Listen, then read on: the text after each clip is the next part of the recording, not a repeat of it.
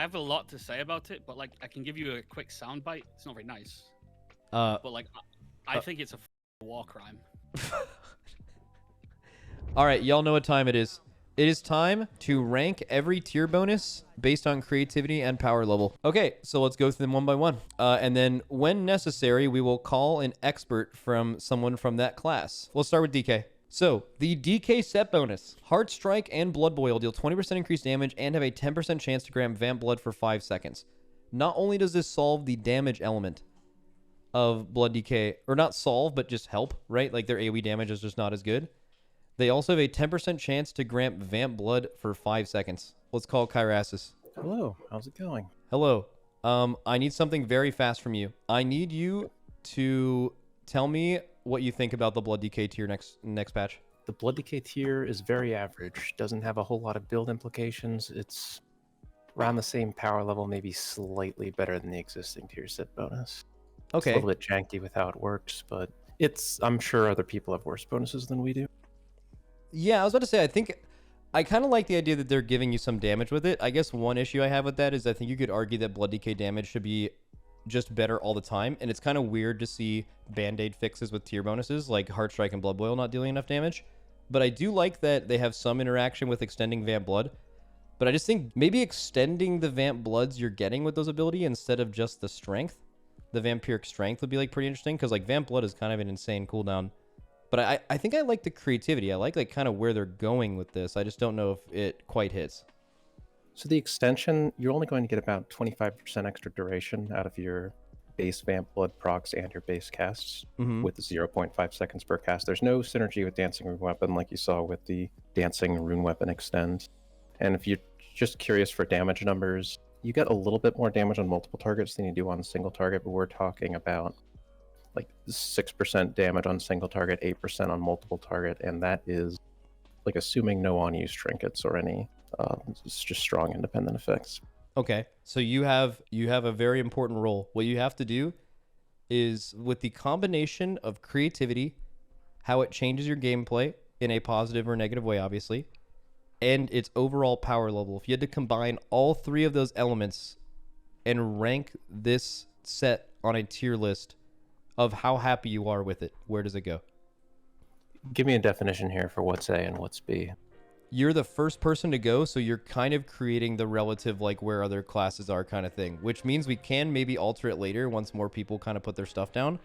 But I would say DDDD would be the tier set is extremely powerful, extremely fun, very creative, and as a bonus is allowing you to have a more fun play style than you currently play. And like tracking these extensions is actually something that you would enjoy. I would just say S is a little under that, A is a little under S, and maybe more specifically, S could be very powerful but not very creative and boring. It could also be very creative and fun but not very powerful. And then obviously down the list was Swamp Ass being something along the lines of it is not very fun to play, it's not powerful, and honestly, it just feels like whoever wrote this doesn't really understand how the class works. I would say maybe bottom of A. This is reasonably powerful. I don't know the power level of the other tier set bonuses, but at the same time, this doesn't really change how you play at all. And you can't really interact with it too much. Okay. You could maybe argue for B as well, but we'll just have for bottom of A for now. Okay. Sounds good. All right. That's all I need. Thank you, my friend. No problem. Yep. All right. Calling up Taznak. Oh. Hello. And I actually posted what you said to me earlier as soon as I turned my stream on today. I was like, man, it's going to feel bad to call DK people because it seems like they're insanely down bad in the next patch as far as a couple of other things. But not all of those are tier. I kind of want to... First of all, how are you doing? You doing good? I know the last time we talked, it's been a while. Doing good. You're doing good? Okay, excellent. How do you feel, before talking about rating anything, how do you feel about the Frost set they put out? It's kind of mid and also kind of untunable because like the way they set it up, it's super heavily AoE focused. So you're gonna be shooting out dragons, left and right in AoE, which is really cool because Frost Rims are a really impactful spell. But at the same time, it means it can't be really tuned in single target.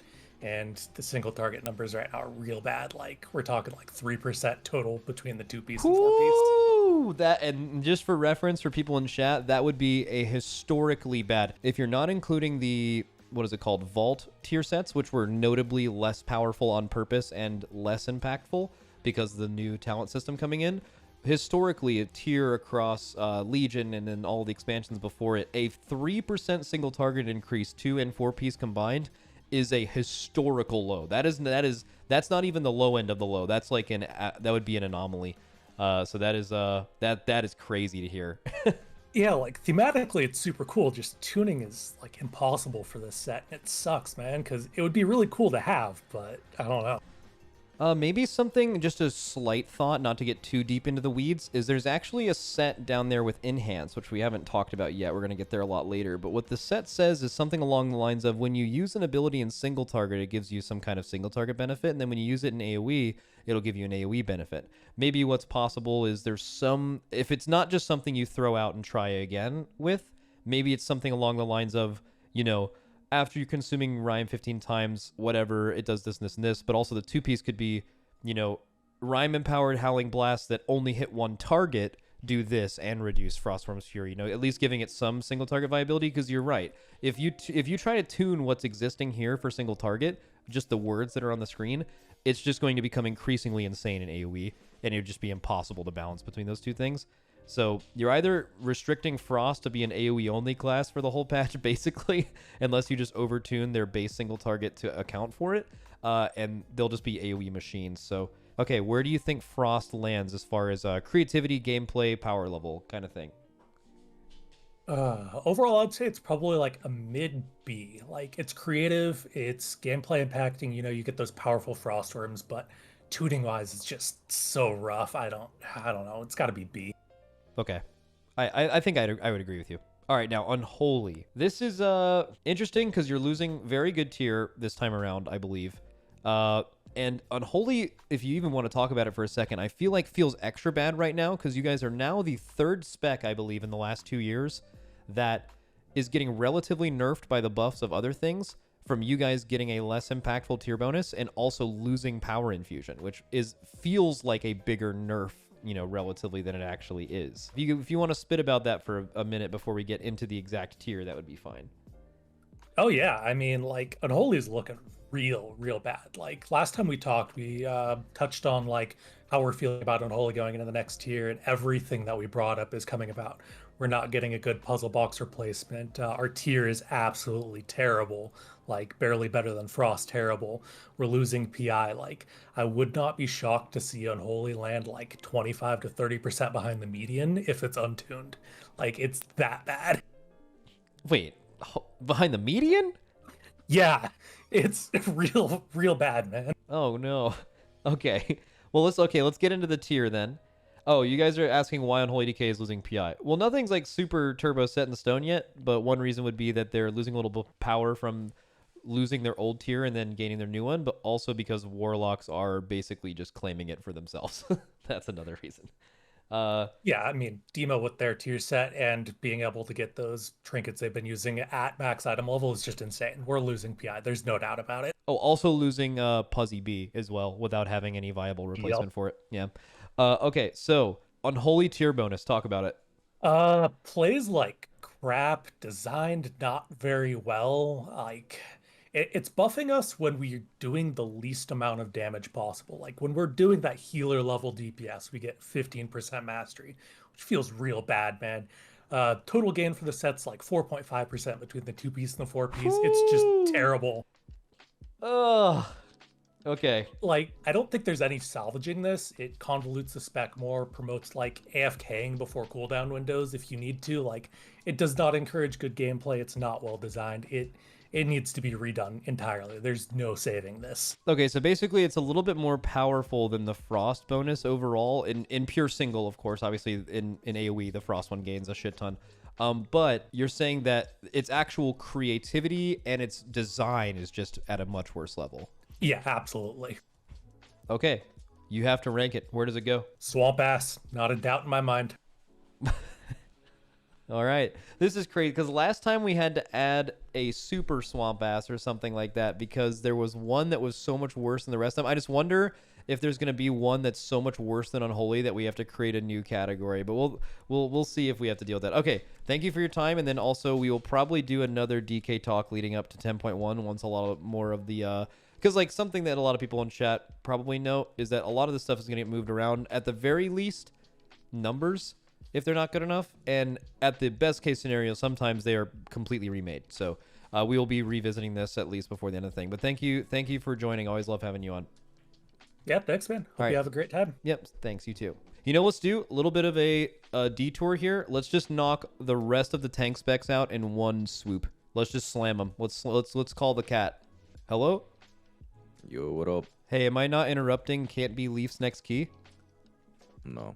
Okay, we can slam this real quick. I already did the blood set, but you can give your take on it. But basically, I just need you to talk about how you feel about the sets for the other 5 tank specs. Probably doing blood last just to touch on it, because I did talk to Kyrasis about it already. And I want to just kind of see where we're going and just get a quick ranking. Same thing as last time, where it's just being ranked not necessarily based on its power level, but also how cool it is designed. So like the very highest level would be insanely good design, very powerful, super creative. The very bottom would be all 3 of those things are bad. Somewhere in the middle can be a mixture, right? If it's super powerful but the most boring shit ever, it would be like an S or an A, maybe, right? But it could only be the very top if all of those 3 things are met. All right, so let's start with Vengeance. How do you feel about the Vengeance bonus? It's pretty lame. Going from the previous one, Vengeance is losing a lot of Fury. I'm not sure if people realize how awkward that is going to be to play. And in terms of effect, not very impactful. I mean, I guess depends. Like maybe the 4 set, so like it applies Firebrand, right? Like if the 4 set has interactions with all those Firebrand talents that Demon Hunter has now, that could be interesting. I mean, but also like make Demon Hunter way too much of like, you know, you play that one build and nothing else. Yeah, I think that's kind of where they seem like they're going. This time they were definitely not afraid to shoehorn you into certain builds, and it seems like they want to shoehorn Vengeance into that Firebrand style, but you're like you said, it might be interesting to see whether it even interacts with a lot of that stuff, and if the Firebrand is even long enough to do that. And then also, how do you feel about the Shear and Fracture change? I feel like that is something where they could have maybe used a couple other spells and made it more interesting. Yeah, I mean, those abilities just don't do a whole lot, and it's like not very impactful, nor does it really change much. Soul Fragments healing for 10% more, I guess, as just a baseline thing for your 2-piece is good, although a lot of the times when you're actually like in the middle of your stuff, you are overhealing a lot, right, as a DH. So like, how do you feel about that part? Because I feel like that's something that people look over and they look at more of like the flavor text, but that alone is like pretty meaty. Yeah, I do think that's like a pretty hefty healing increase. Soul healing is usually anywhere between like 30% to 50%, so yeah, definitely turbo it's gonna strong. be a pretty sizable healing increase. All right, where do you think? But I mean, either way, it's lame as fuck, the set, I think. Yeah, okay, so it is lame, it's decently powerful, and it is shoehorning you into a build that a lot of people, it depends on how they feel about that. If they're shoehorning you into a fun build, then people like it. If not, then like, you know, it can just be worse. So how do you feel about the set overall if you had to place it somewhere? I guess B is fine, considering it has like some interactions with your talents. Okay. Hopefully it actually does anything, but I don't know if it will. Yeah. Otherwise it'd be like a C. Okay. I think B is whatever. Yeah, sure. Okay, Guardian Druid. This is, as far as I can tell, permanent. So it says when you take damage, but you could just ignore that. Okay, yeah. This one is a mega banger. Yeah, that's what I thought earlier. You just do 15% more 15% more thrash damage. You have 15% more rage gen, and you heal for 6% of all damage you take as a 2-piece. I mean, that might be one of the best 2-pieces in the entire set of 2-pieces. Like, that's insane. And then I'll just let you spit on this for a bit. And then the max health, I think, helps a lot for magic damage intake. Yeah. So are we just talking 2-set here, or? You can talk about the whole thing. I was just talking about the parts of it that I thought was really good. Yeah, so the 4-set is also pretty insane, because like Maul and Raise are both a very large part of Guardian's damage at the moment. And the max HP increase up to 5 stacks. I mean, you can pretty easily get to 5 stacks. That is massive. So I think this is easily the best tank tier set currently, and it's probably gonna get nerfed. However, I do find the 4-set pretty lame, because I mean, it's sick, but at the same time, having to rely on Maul or Raise, I don't know if they need to do something about Raise. Like, if they can do something about Raise, I think this will be an absolute banger. But currently, Raise is awful. Okay.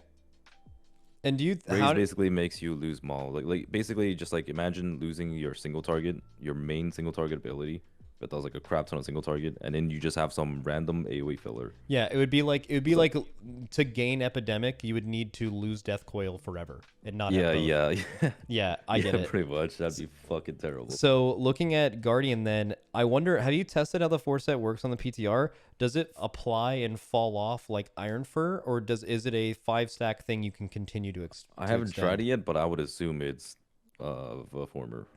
Just like Iron Fur. Okay. Yeah. Okay, so Guardian Druid set, where do you feel as far as it, how does it land creatively, interesting, and also power level? I think S or even triple D or quadruple. I just put an S because I don't feel like anything is too crazy. I feel like definitely... I agree with you. I think what would have to put it into DDDD is if it actually promoted some kind of interesting gameplay that made the class more fun to play, and I feel like it doesn't really do that. Like you're not going to be like slamming, you're not going to be changing the way you play really. It's just, especially the 2-piece. Like the 2-piece is fucking crazy, but you never think about it at all. It just happens, right? And I feel like that's fine, and not every spec needs to have some super active gameplay to it, but I feel like that would be the one thing keeping it from that. Not to mention that there is definitely a tier set bonus that exists here that has some absolutely fucking cracked shit that would be better, and it's on the same class. This definitely makes your gameplay feel good. Like I mean, it'll make your class feel much better. You know, like the higher rage generation, you can actually expend more and you can actually be pressing your Maul or Iron Fur and actually getting something out of it. Okay. This will cover up a lot of Bear's weaknesses for sure. Excellent. Yeah. And then also Brewmaster, real quick. The basically just around Blackout Kick damage increase and Elusive Brawler. How do you feel about it? It seems extremely lame. I don't know how impactful it is, but it seems really fucking lame. How much of your damage is Blackout Kick? It's probably like 5 to 7%. Oh, actually, let me just check right now. Oh yeah, you just played it. 6%. Yeah, so that's so like anywhere to nothing. 5 to 7%. Okay, so like you're basically buffing 5% of your damage by 20%. That's nothing. And then yeah, okay. So just in general, yeah, when I read this, I was like, because Elusive Brawler is definitely not always used on like stuff that's gonna kill you too. Like there's stuff that you can't dodge. So like having that be a lot better is not always the best thing to go into. It's like more of like just a flavor thing for Monk. Where do also this tier set is extremely passive. Like literally is just entirely passive. Okay, so it's entirely passive. You feel like it's super lame. Where do you think its power level's at? I have no idea. If I were to take yes out of all the tanks, probably like B. It's not very impactful. I guess it depends. Like on a raid or single target encounter, it's actually pretty big.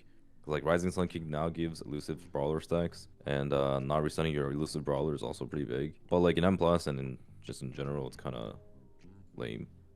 Okay, so where do you put it on the list then in general? Do you think B, or do you think the fact that it goes lower than B because it is so boring? I'd probably put it in C just because it's more boring than Demon Hunter. Like if Demon Hunter is B, I feel like this is at least C. Okay, and then this is one that I thought was super interesting. So Prop Paladin, I think the 2-set bangs, but I don't know exactly how it works. Interesting. So yeah, causes target struck. Your Avenger Shield just heals you for the damage dealt over 5 seconds. It heals you for 20% of the damage dealt and then does like a hot. I just think the 4-set sucks, but I don't know if you feel the same way. It's okay. I mean, it says can trigger. I'm not sure what can means. I assume like has a 15% chance on Judgment crit, which would be pretty damn low. Like yeah, if it was, is not I don't very know. appealing. If it was just Judgment crits trigger Grand Crusader, like critting with Judgment just straight up gives you Grand Crusader. Crit isn't even crazy. So I don't think that would be crazy. I think that would be like an adequate good 4-set. I think that's like what it should say.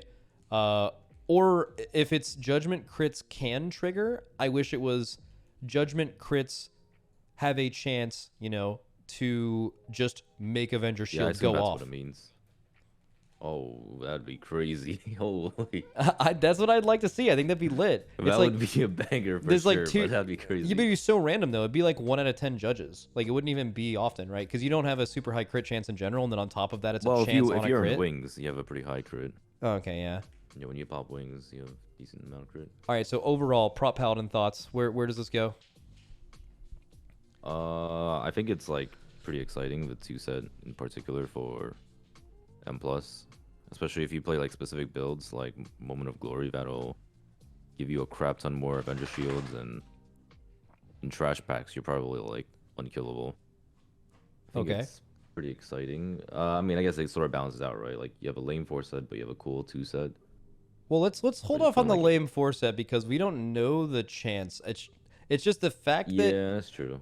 maybe can trigger means like if you already have it, it can't. So it might actually be every single crit, but there's a chance it can't proc it literally because you already have it and it can't stack. So, okay, this could be totally made up in chat, but someone said not just a lame 4-set, it's terrible. The chance is sub 3% on every judgment use. Now, that's pretty dog shit if that's true. If the combination, I mean, I'm sure they'll probably do something about it 4-set. Like, there's no way it's just gonna be some 3% profit. Yeah. That is mega dog Could shit, be totally made up, but I could see that if it's a less than 50% chance on crit and then the chance to crit combined, I could definitely see it being that low.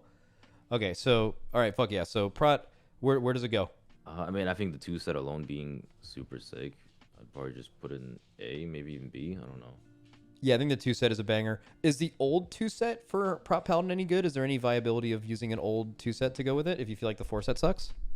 It is good, but that's a huge item level gap, and it basically just gives you 6% verse, and it gives your ally half of that or some shit.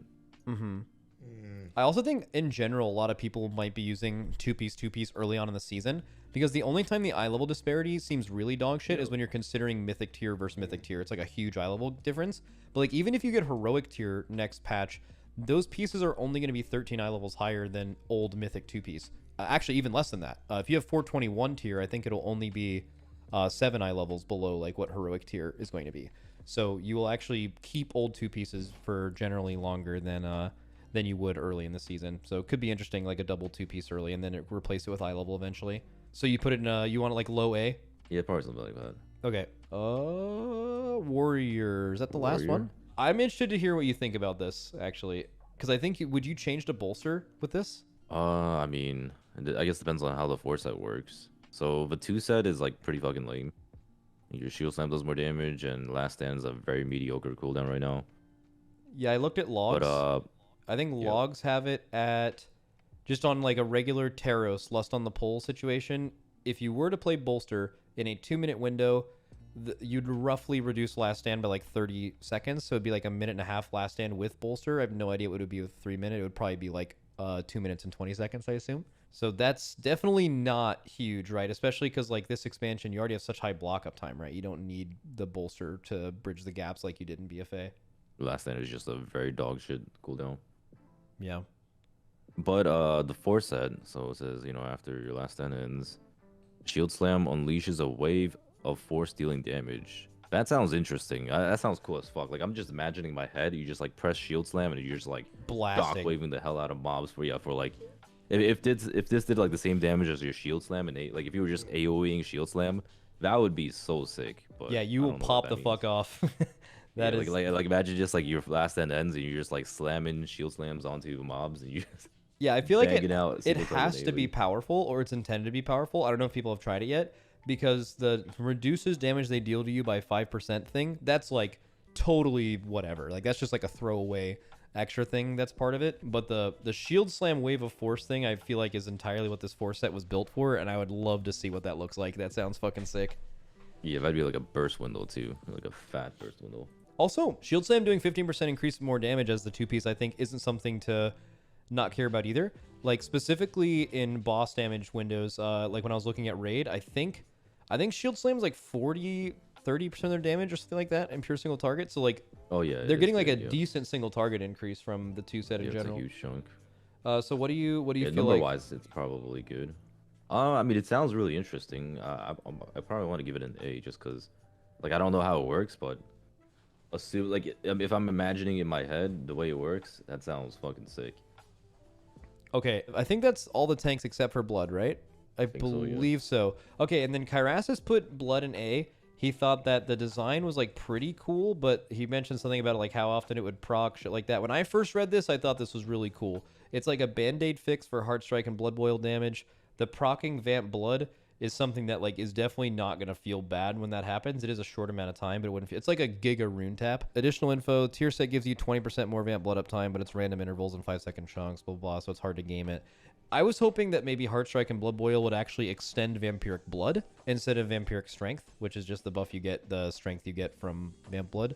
How do you feel about this bonus? Yeah, Vampiric Blood is an extremely weak cooldown nowadays, but I feel like this should help Blood's damage by a decent bit. I was talking with Kyrasis too. Seems like it's more impactful damage-wise compared to the previous one. And it feels like they sort of have the idea of trying to get the tier set from last expansion. You know, the one extending Dancing Weapon, but, you know, just put into this instead, and, like, it's much weaker. But I don't know, this is not very exciting. I do think if this had interactions with, like, Umbilicus, that would be crazy. But it doesn't. Oh, it doesn't. Okay, that changes a lot. Also, I feel like the whole last expansion, you were spamming Heartstrike to keep up something that gave you a shitload of parry and increased your damage by a shitload. And one issue I see with this tier set is you're going to be playing around like a 5-second buff that spawns, then you're going to be like, I guess, intentionally spamming Heartstrike at that point to extend the duration of the 10% strength you get. Like, it seems like a lot for very little is what it seems like to me. Like a 10% strength bonus doesn't seem good enough to like try to play around. You know, like that's one issue I have with it. So yeah, it's an extremely passive tier set for sure. What do you think about where this plays? He put it in A. Interested to see if you agree with that. I'd probably put it in like low A if I were to put it in A. Yeah, I think he said low A as well. That was actually his exact statement. Okay, fuck yeah. I think that's all the I think that is all the thing. Also, I got note that apparently the Druid 4 set, once you get to 5 stacks, it just like sits at 5 stacks, so it's not like Iron Fur. Oh, interesting. That makes it a lot better. But it's pretty fat. Yeah, you're just gonna sit. I mean, it's just a 15% health increase. Actually, historically, the last time this happened was HFC Blood DK or Guardian Druids had a bonus that basically, I think it was multi strikes, made it so you got increased health, but it was way more than 15%, and they were easily the best tank in that patch. So hopefully this allows Guardian to kind of bridge the gap. And I don't know, do you think it's them trying to solve the magic damage thing? Because I feel like there's a very clear issue with that class's magic damage intake. It used to be them and Warriors, but now Warriors have Spell Block, and Ignore Pain is like more potent. So I feel like Guardian is kind of missing the fact that they lost Mark Reversal. I guess max health is a way to solve that. Yeah, that's sort of what I was saying earlier, where like, you know, it's like, it's going to make Guardian feel better, and it sort of like covers their weaknesses a bit. I just don't know if it's enough. But I'm sure we'll see more Guardian reworks. Okay. All right. I think that's all I need for you. Thanks. Hopefully I didn't delay your key too much. All right. I wonder if the best thing to do is to also just knock all the healers out as well in one fell swoop.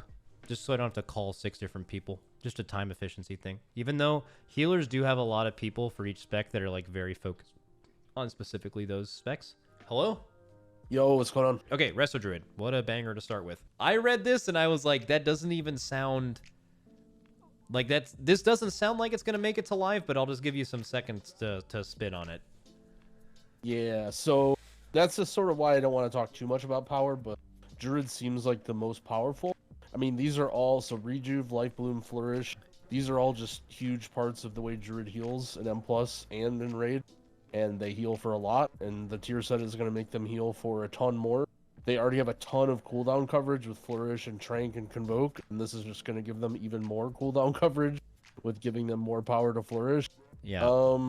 I think the 4-piece is going to feel pretty junky for Mythic Plus, considering that, like, usually there's not really that many fights I can see where it's like, oh, you need insane amounts of healing for 25 seconds straight. But the Rejuve and the Life Bloom healing is definitely going to be very, very welcome.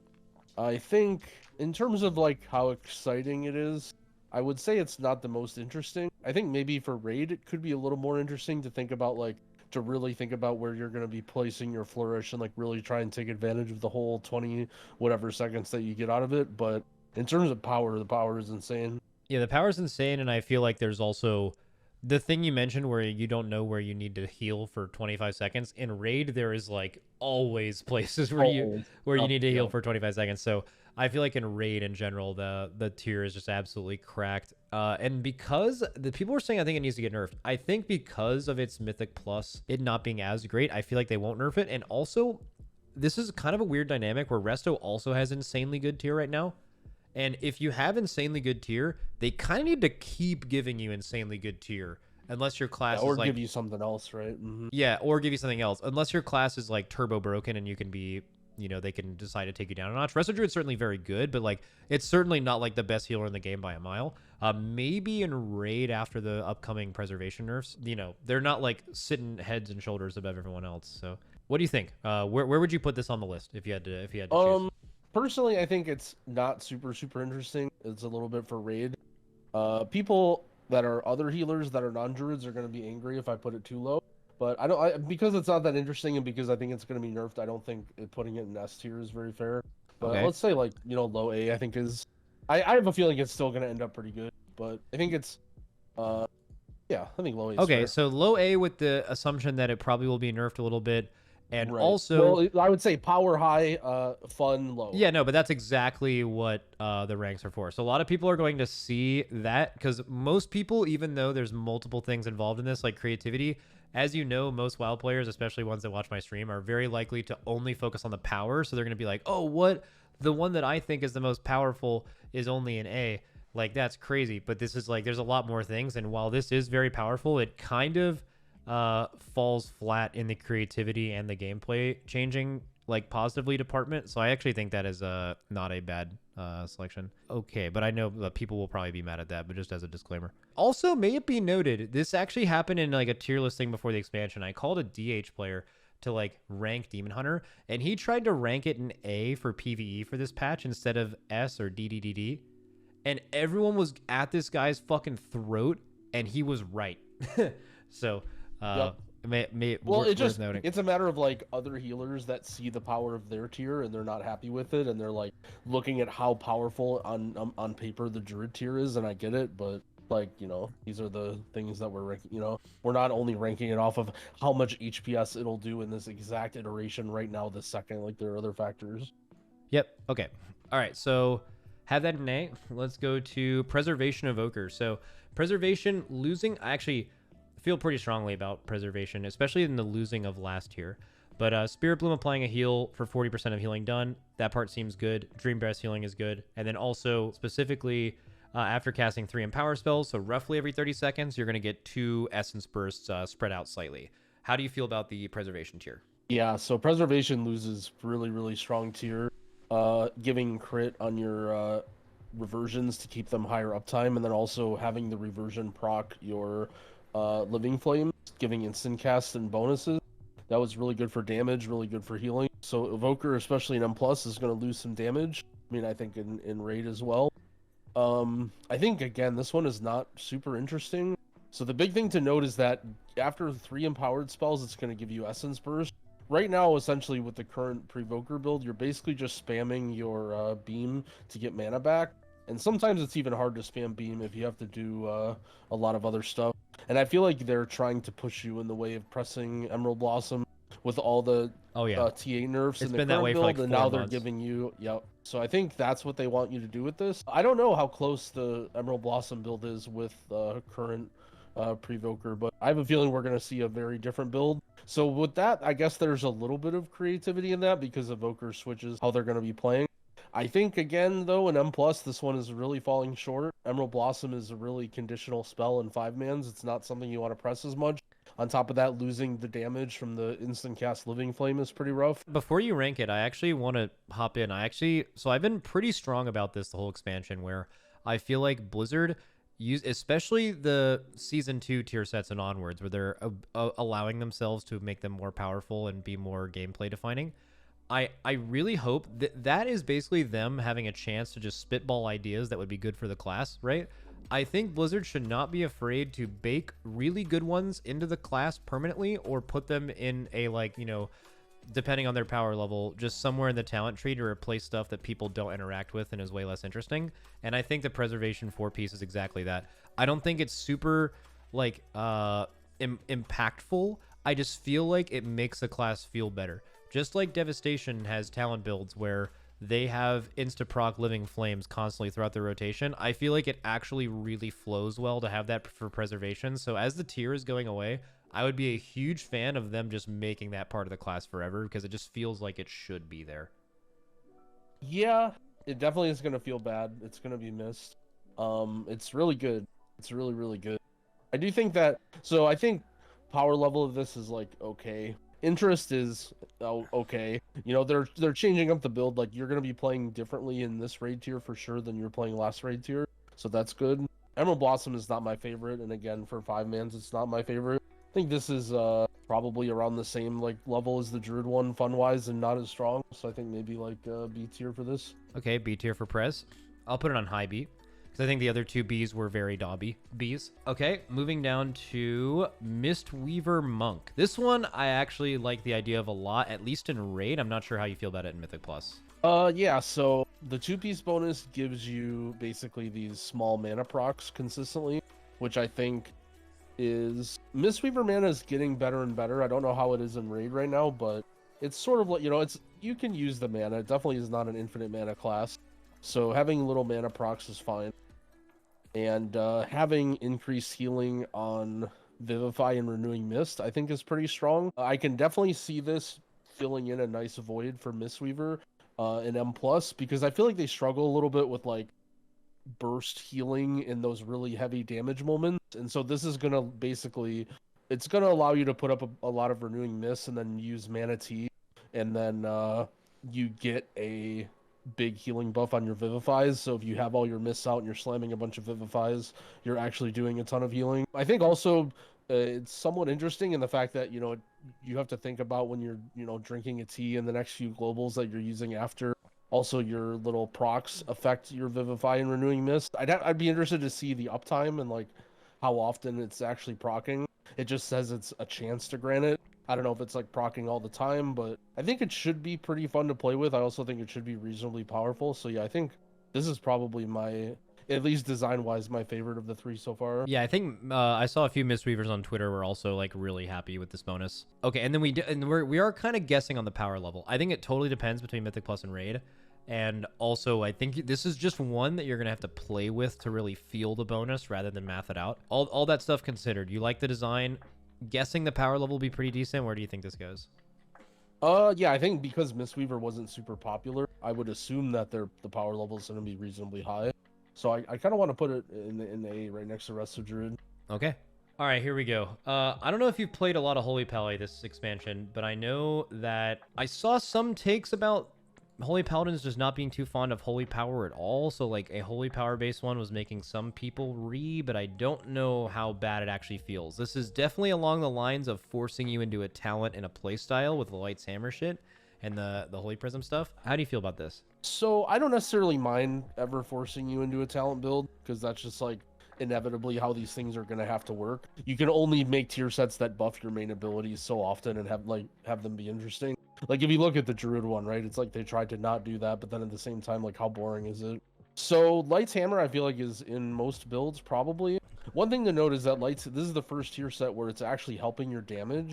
So reducing the cooldown of Light's Hammer every time you crit is going to give you more Light's Hammer, which is going to help your AoE damage. This is the first tier set so far that actually affects the class's damage. Holy Prism, not my favorite button. I don't... Maybe there's some world where you play Holy Prism, but I'm not super excited about anything to do with Holy Prism. Maybe like some weird explosive and Mythic Plus situation, I don't know. Power level of this feels lower than the other ones for sure, I feel like. I don't know. I think not super exciting to me. For me, it's not so much about the holy power or anything. I did see the takes from Ellismere on Twitter about holy power. Personally, it's kind of whatever for me. It's like a really, really basic resource. I don't think it affects the gameplay too much. I like somehow trying to play around Light's Hammer in Holy Prism, but I think they just missed the mark, and it's not very powerful, and also like doesn't really change that much. Yeah, this one is probably my least favorite so far. Okay, we can move on from it then. Give it a rank. I think we're gonna have to put it in the C. Okay. Oh, I thought you were going down to the swamp. Okay, that would... No, it wasn't like, you'd have to really, really swing and miss for me to, you know... Like, at least they tried with something, with, like, Light's Hammer and stuff. Yeah.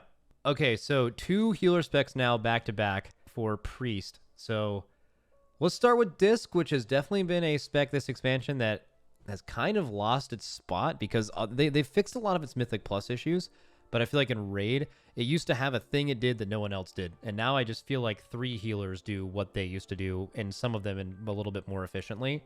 And they just got done having a pretty dog shit set bonus. And from what I've heard, this one is pretty dog shit as well. How do you feel about it? Yeah. So the 2-piece, whenever you cast Penance on an enemy, which is usually always, it heals an ally for 20% effectiveness, which seems very, very like not fun or interesting. And then casting on an ally does damage to an enemy. So I to me that doesn't really, yeah, not my favorite. And then every 3 casts of Penance gives you Shadow Covenant for 5 seconds. Shadow Covenant has gotten really, really watered down in the sense that it's literally just going to be like a very small damage and healing bonus, and it procs for 5 seconds. Yeah, I think, yeah, this is a swing and a miss. This is a swamp tier for me. I don't know what they were thinking here. Okay. And yeah, I mean, I think it's good to have it there too, because I think they need a little bit of a buff. I think Disc is about to head into like a scary domain. I don't see a ton of viability for Disc going forward in general. For specifically Raid, but I wonder how that affects, because I think they've been a decent Mythic Plus healer, right? And it just doesn't feel good. Yeah, it's actually in a great spot right now in Mythic Plus, I would say. Okay. Yeah, I mean, in my opinion, this tier set is like, it doesn't really change the way you play. The procs that you get are not going to really feel that great. It doesn't look powerful. I don't see anything redeeming about this tier set bonus. Okay. And then we have Holy Priest. We have Prayer of Mending jumps. Prayer of Mending is duplicating, and also when it jumps in general, it's just giving you a passive stacking healing for your next Holy Word spell, stacking 15 times. This in Raid is going to mean, this is like fat as fuck salves, right? Is that a Holy Word? I'm pretty sure it is. I didn't even consider the interaction with Salve. Well, so either way, in terms of the way it makes you play, I think watching that thing stack up and trying to use it with your Holy Words, like Holy Words are going to be your, like, you know, your big money heals, whether they're in Raid and AoE, even Sanctify and Serenity are pretty big heals, and I think it gives you something to pay attention to. Also, there's a lot of synergy in the talent tree right now with Prayer of Mending already. We haven't really seen Holy Priest be that popular in Raid or M+ in the first season, but a lot of Dragonflight stuff they got is like giving Prayer of Mending bounces, and I feel like we might, like, the more they keep giving juice to Prayer of Mending, we might get to the point where it's like it just feels giga and like your Prayer of Mending just never goes away and you just keep having like 10 or 15 of them active on the raid at all time and you're just like constantly bouncing them around. The problem, I feel like this is an okay set. Power level is really, really tough to judge here, but I think, again, like they can kind of slide it around to however they want. I think it's okay power level wise. It's probably, again, not as strong as the Druid one for sure. Not as strong as the Mistweaver one. I think it's okay too in terms of interest. Like, I think you have something now that you have to pay attention to. You want to watch your stacks and try and time out, like, okay, I have 15 stacks. I have to kind of feel it to see, like, is it just going to fill up to 15 really quickly? Like, either way, it's going to make your Prayer of Mending more important to press, and then it's going to give you something else to look at. So yeah, I'd say this is like, I don't know, maybe like high B, maybe low A. I'm not sure exactly how strong Holy Priest is going to be, but somewhere in that neighborhood. Yeah, because it's weird, because you're having to rate it for Holy Priest, but it's also hard to tell how good Holy Priest will be. Because like you said, Holy Priest has a lot of cool different stuff going on right now. It's just very underplayed. It's actually probably played a lot because it's a lot of, like, you know, there's a lot of people just main Priest and only heal on Priest, right? And like if Disc isn't good, they play Holy. So like, I think there's a lot of Holy players. It just hasn't seen a lot of top level play. But okay, interesting to say the least. High B, we'll take that. Yeah, I think it just, the problem is when it comes to like talking about the HPS sort of healers, like Holy Priest, Druid, all that, it's like, it just purely comes down to tuning, right? Like if Holy Priest is ripping more healing than all these other healers, like you're going to see it in every comp. So it's, you know, I think it'll depend a lot on how the numbers are truly going up. It's just like impossible to know until, you know, Heroic Week or whatever. Okay. And the last healer, Resto Shaman, Pet Zergling himself. When you cast Healing Rain all allies with your Riptide, which you have to already have Riptide on them, I guess? I don't know if that's exactly how that works. Maybe not. And then each ally healed by it increases your haste, which again, just doubling down on the worst stat for Shaman and tier bonuses is just very strange. And then increasing the healing of your next Riptide by 10%. And I assume that stacks. So, like, each ally hereby... So, like, your next Riptide could be fucking massive, I guess. I don't know. How do you feel about this? Yeah, I don't know what it is with why they want to give Resto Shaman's haste. I think a part of it is just that haste is a bad stat for them. And so, like, you never have haste, and then playing classes with haste without haste feels bad. Yeah, true. So they kind of... They're, like, throwing you a bone. And, like, here, you can have a little haste. Like, I know you don't want it on any piece of gear, but... like, at least make your cast a little faster. So Healing Rain, again, they're making a lot of changes. This is at least, I feel like reasonably strong for Mythic Plus in the sense that, like, you're pressing Healing Rain a lot. You're gonna have Riptide on a lot of your team, and it's just gonna be like even more healing with your Healing Rain. So I think that's gonna be cool at least. Getting the haste buff and increasing the healing of your Riptide though, I feel like is a really, really, really underwhelming 4-piece. I feel like they could have gone a lot of different ways with something, but like Riptide, the initial heal of your Riptide and the heal over time of Riptide is like not really that strong. You know, it's just like a efficient button. And so even if you have like a really juiced Riptide, it's not really like, you know, it's not going to feel the same as a really juiced Holy Word, for example. Yeah, for for Holy sure. Priest. So I would yeah, also... I feel like not super positive on this. I feel like if they reworked the 4-piece somehow, I kind of liked what they were going with the 2-piece, and that like keep doubling down on Healing Rain and like make you think about, because they're also improving Chain Heal in some of the talents, and so you're gonna really have to decide like, you know, is this a good fight for Chain Heal or is it a good fight for Healing Rain? Where am I going to be spending most of my mana? And I think maybe they could have like done something like Chain Heal or Healing Rain as the 4-piece and like giving you something you want versus just giving you haste. And I also think just in general with healer 4-pieces is you see guilds wanting to give DPS their 4-piece before healers, and that is something that makes sense if you not all guilds do this, but guilds that are like trying to get a high rank or whatever, it's just more efficient to do that. When I was doing that this raid and like trying to figure out who's getting 4-piece, there was a couple of healer 4-pieces that were so good that we like rated them really high and actually made sure those players got their 4-piece at the same level that DPS did because they were so impactful. And some of them got super sidelined because they weren't good. I would just say that all healer 4-pieces should be super banger, so more guilds when they copy the top are more likely to like give their healers an even shake at getting tier because they're actually powerful enough. Because I feel like healers having bad 4-pieces just means they're never going to get tier, and that's like alienating a large part of the game where DPS doesn't matter as much. I think they try to do small stuff like that. Like it also kind of seems like they put a lot of the different healers on the same tier tokens in hopes that you like isn't there one with like Paladin, Shaman, Priest or something like that? I feel like they try and do small things like that, but yeah, never really. I don't know. I feel like it's always going to be load the DPS up anyway. Exactly, but the Paladin, Shaman, Priest token is like, okay, let's make sure we have at least like 1 to 2 DPS Priest, Paladins, or Shamans in the raid so we can actually do something with this tier bonus when it drops on Mythic. At least that's the way it feels for us. Where do you put it? Resto Shaman tier piece? I think I would say I don't know. My biggest problem with this one is I feel like this one is the least likely to get tuned. Like I feel like they're just gonna send it because whatever, like Resto Shamans. That's what they've been doing most of the time. Let's put it like next to Pally and see, I think. Okay. All right, that's fine. I think that is all of the healers. All right. So any final alterations now that they're all there? Or are you pretty happy with all of it? Yeah, I mean the two biggest question marks are the Druid and the Holy Priest, because like it's very possible that the Holy Priest one goes live and is very good, and then it like gives you a really, really strong salve, and then Holy Priest becomes like, oh, the go-to HPS healer, and you see 2 Holy Priests in every freaking raid or whatever. So I mean, like I think maybe that one could be better. The H Priest and the Resto Druid one are just so dependent on tuning.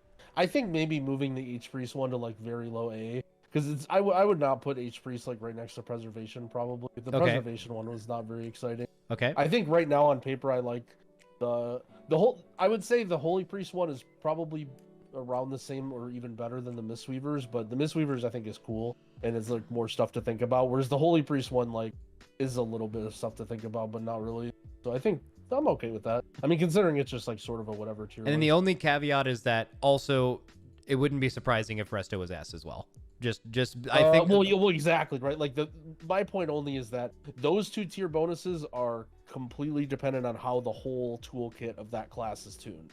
And it's like if Resto Druid is getting beat in HPS or not good for some of the fights, like you're just never gonna see it. And it's like, you know, what is the tier set? Who knows?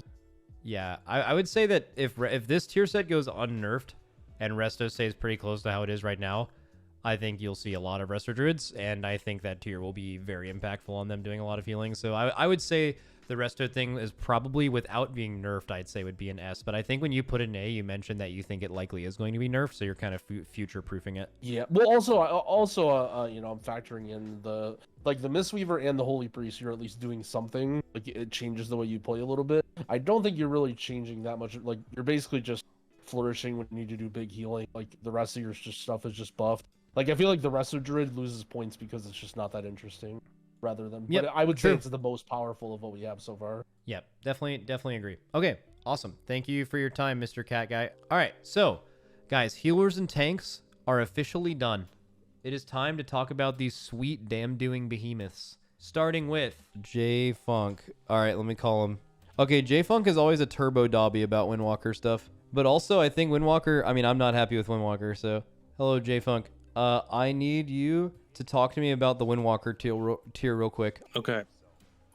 The two-piece, the consensus is that it's kind of cool, but it's not what the spec needs right now, right?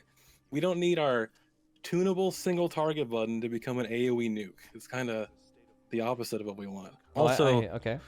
As a disclaimer, Windwalker is the only spec that doesn't have any numbers attached to their set at all right now, so this is all design. Yeah, okay. So we will have to rate it entirely by design. My thought on the two-piece was, I think what's weird about the spec is that there's so many elements of randomness to it, like, you know, whether Rising Sun Kick is going to reduce your fists or things like that. And I do like the idea of Rising Sun Kicking in AoE in general, because, I don't know, you kind of want to do that, but it also doesn't feel great because you're not spinning when you do it, but you want to reduce your fists, right? So, like, I feel like it bridges a gap there. However, it does also kind of make your single target and AoE rotation kind of exactly the same. That's like another issue with it, I guess. Yeah, one of the problems is that right now in the current tier is that it doesn't really matter if you play single target because AoE is like really good. But now that, like, with this tier, it would be the opposite problem where you would just play single target build all the time because you're losing spinning cranking damage from your current tier, and then you're gaining RSK damage and everything. So it's like you would just play that.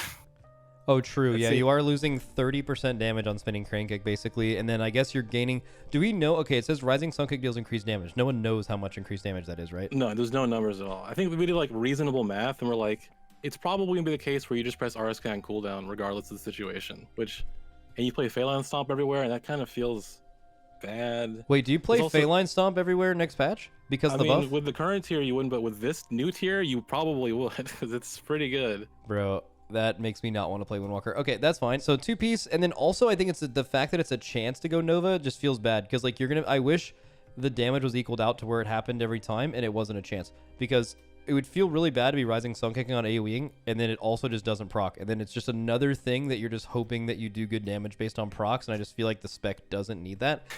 Yeah, and then it does proc and you do 1,000,000 damage because it doesn't say there's a target cap or anything on it. So okay, and then what is the 4 set? How do you feel about the 4 set? Obviously, this is the one I think most people have been very down on the design element of this. all right, so the 4 set, people have been saying, I've seen comments saying no one asked for auto attack stuff for Windwalker, but we have been asking about that. And if the 4 set is the catalyst of change needed to exist for them to address the Fist of Fury and spinning crane kick auto attack stuff and it resetting swing timers, then it's probably worth playing with. But if they don't fix that, this thing is terrible. Even if they do fix it, it's terrible because it's more RNG, which is bad. And for some reason, the designer of the tier bonuses has an obsession with like your next 3 abilities doing things. I don't understand why. And it's also another summon, which is awkward. You can't really control, and probably has like jank and spaghetti with it. Like, I don't. Like your melee auto attacks get synced up at the end of Fist, right? What is the most likely thing you're going to do at the end of Fist? It's like at least 1 or 2 Tiger Palms, right? So like unless Tiger Palm is omitted from these next 3 abilities, it's just going to be... You're going to be spending like 1 or 2 of them almost always on a spell that does no damage and just uses for generation. Who knows what this number is? This could be your next 3 abilities do 100% more damage. Just some crazy fucking number, obviously. The problem is if it's like super high, then like it could potentially create a situation where you're just like sitting there, like I haven't gotten a proc in a while. I'll get one pretty soon. I don't want to use my abilities. So it's like, it also has no synergy necessarily, like no direct synergy with the 2-piece. Also, apparently the one I've heard is that the 4-piece is RPPM, so like it doesn't matter if you have more haste, really. And then also there's a rare staff, so you're going to be auto attacking less in general potentially next year. Yeah. I don't know, man. It's just the core of the issue is that Windwalker auto attacks suck. They get like the least out of Wind Fury out of any class, including tanks in the game. So like, if they address that, and then this is still bad, but maybe worth it. No, yeah, and as we mentioned, for this ranking, we can only be ranking them based on design because there is literally 0 numbers attached to this. No one knows how powerful it is. But also, Windwalkers are losing it has to be, the 2-piece has to be super powerful. Yeah, you would if the 4-piece of this isn't that good, you would definitely run 2-piece because yeah, majority of the strength of the current tier is in the 2-piece. All right, you have to rank it. Where does it go? I think this is the worst one. This is Swamp Pass for sure. It's 2 passive RNG procs that like they're just terrible. It's like the 2-piece could potentially be cool, but it's not what we need right now at all. Okay. That is all. I completely agree with you. That is all I need. Thank you for your time, gamer. Yep, no All problem. right, see you later. All right, Jedith is around. Calling him. Hello. I need you to tell me how you feel about the Havoc bonus with these 3 categories all included. Power level, how creative and interesting it is, and in some cases, it allowing you to play a different playstyle that you feels like positively affects the class, could or could not apply maybe to your spec. How do you feel about the bonus? Okay, power level is kind of like mid. It's pretty basic, nothing crazy. Creative level, I mean, it's very, very basic. I was hoping for more. I think it's very uninspired. And in terms of like changing gameplay, it doesn't at all. So if anybody listening doesn't know what it is, you spend like 120 Fury or something, 160 Fury, and you get an 8% agility buff for 6 seconds. That's the 2-piece. And then the 4-piece, every time you gain a stack of that buff, it stacks up to 5 times, and it increases I-beam by 20%. The tooltips were different in game to the blue post, and the actual like buff was different. So not sure what the actual values are, but the only way you could play around that is by like holding I-beam, which you absolutely never want to do. So it doesn't change your playstyle at all. It doesn't really push you into a build. We're still going to probably play the 2 builds that we are now. The single target raid build or the Throwglaive build. Okay, I feel like you'll literally never think about this. You just will have an 8% agility buff for a decent bit of the fight, and you will I-beam, and it will just do more damage every time you I-beam. And that's basically what the tier set says. So obviously super, super basic, but who knows about the power level, and they could obviously move multiple numbers here. If you had to rank it on a tier list, where do you think you'd put it? I'm going to put it right at the bottom. Like swamp ass, like dog shit. Like this is... Yeah, double Swamp Ass. Double Swamp Ass, like a new category. I'm gonna put it. There's some really dog shit tier bonuses in the Swamp Ass category. So okay, no, I feel that because like people are saying it's mid numbers wise, but the thing is, if something's mid numbers wise, which is like probably B tier, but then its design is just there's nothing to it whatsoever. You could make multiple tier lists that are way more accurate. You could make it just Mythic Plus. You could make it just AoE. You could make it only design. You could make it only power level, in which its numbers would be different. But I think if you were including its design element into the power level, I could probably agree with that. If anything, maybe C as well, just because there are other specs that are a lot worse, and you're ranking it not relative to anything else, but just on your own. Okay. Yeah. And I don't know if you guys have said this on the stream at all yet, but like I'm a little surprised that it's so basic. I was under the impression that this set of the tier bonuses were going to be a little bit more complex, or not even complex, but just more to them. I would say like this one for us is even simpler than the first ones that we got this expansion. So I'm a little confused. And also you're losing a super mid tier bonus for another super mid tier bonus. So you're not actually really gaining power level at all and only getting more boring design, right? So I actually kind of agree with you. I think that actually makes sense. Yeah. Okay. Fuck yeah. Thanks for the thing. You can go pull Razziath. I'm sorry to everyone in his guild that's waiting for him to be done so he can pull Razziath. I think someone said that in chat. All right. They're all standing here. Okay. Yeah, fucking my bad. All right. See ya. Good. Yeah. See you later. All right. Also, I just want to point this out before I call someone else, just because this always happens. And I can tell this is everyone that's complaining about where someone places this. I know for a fact they only are caring about power level. I know it. Like, you see, you're like, oh my god, I just was talking about earlier how good this set is. Oh wait, it's not as good as I thought. It's okay, but you're not including the fact that like design is part of this. It's kind of the same thing with the tier list of classes power before the expansion. The tier list was never meant to be accurate, and you're having a bunch of random people rank their stuff against each other. It is not intended to be an accurate tier list.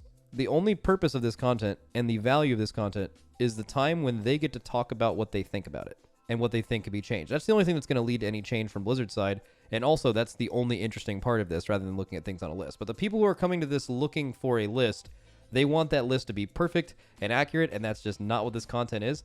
And I feel like you're majorly missing the point. So just another thing to shout out.